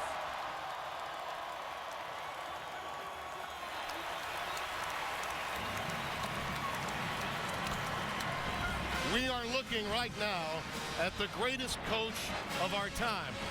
with perhaps the greatest program the Southeastern Conference has seen since Paul Bear Bryant was at Alabama, Archie. Well, yeah, I agree, Tim, and I think it's becoming kind of Wooden-like right here. We talked earlier about Nick Saban, his intensity, his focus.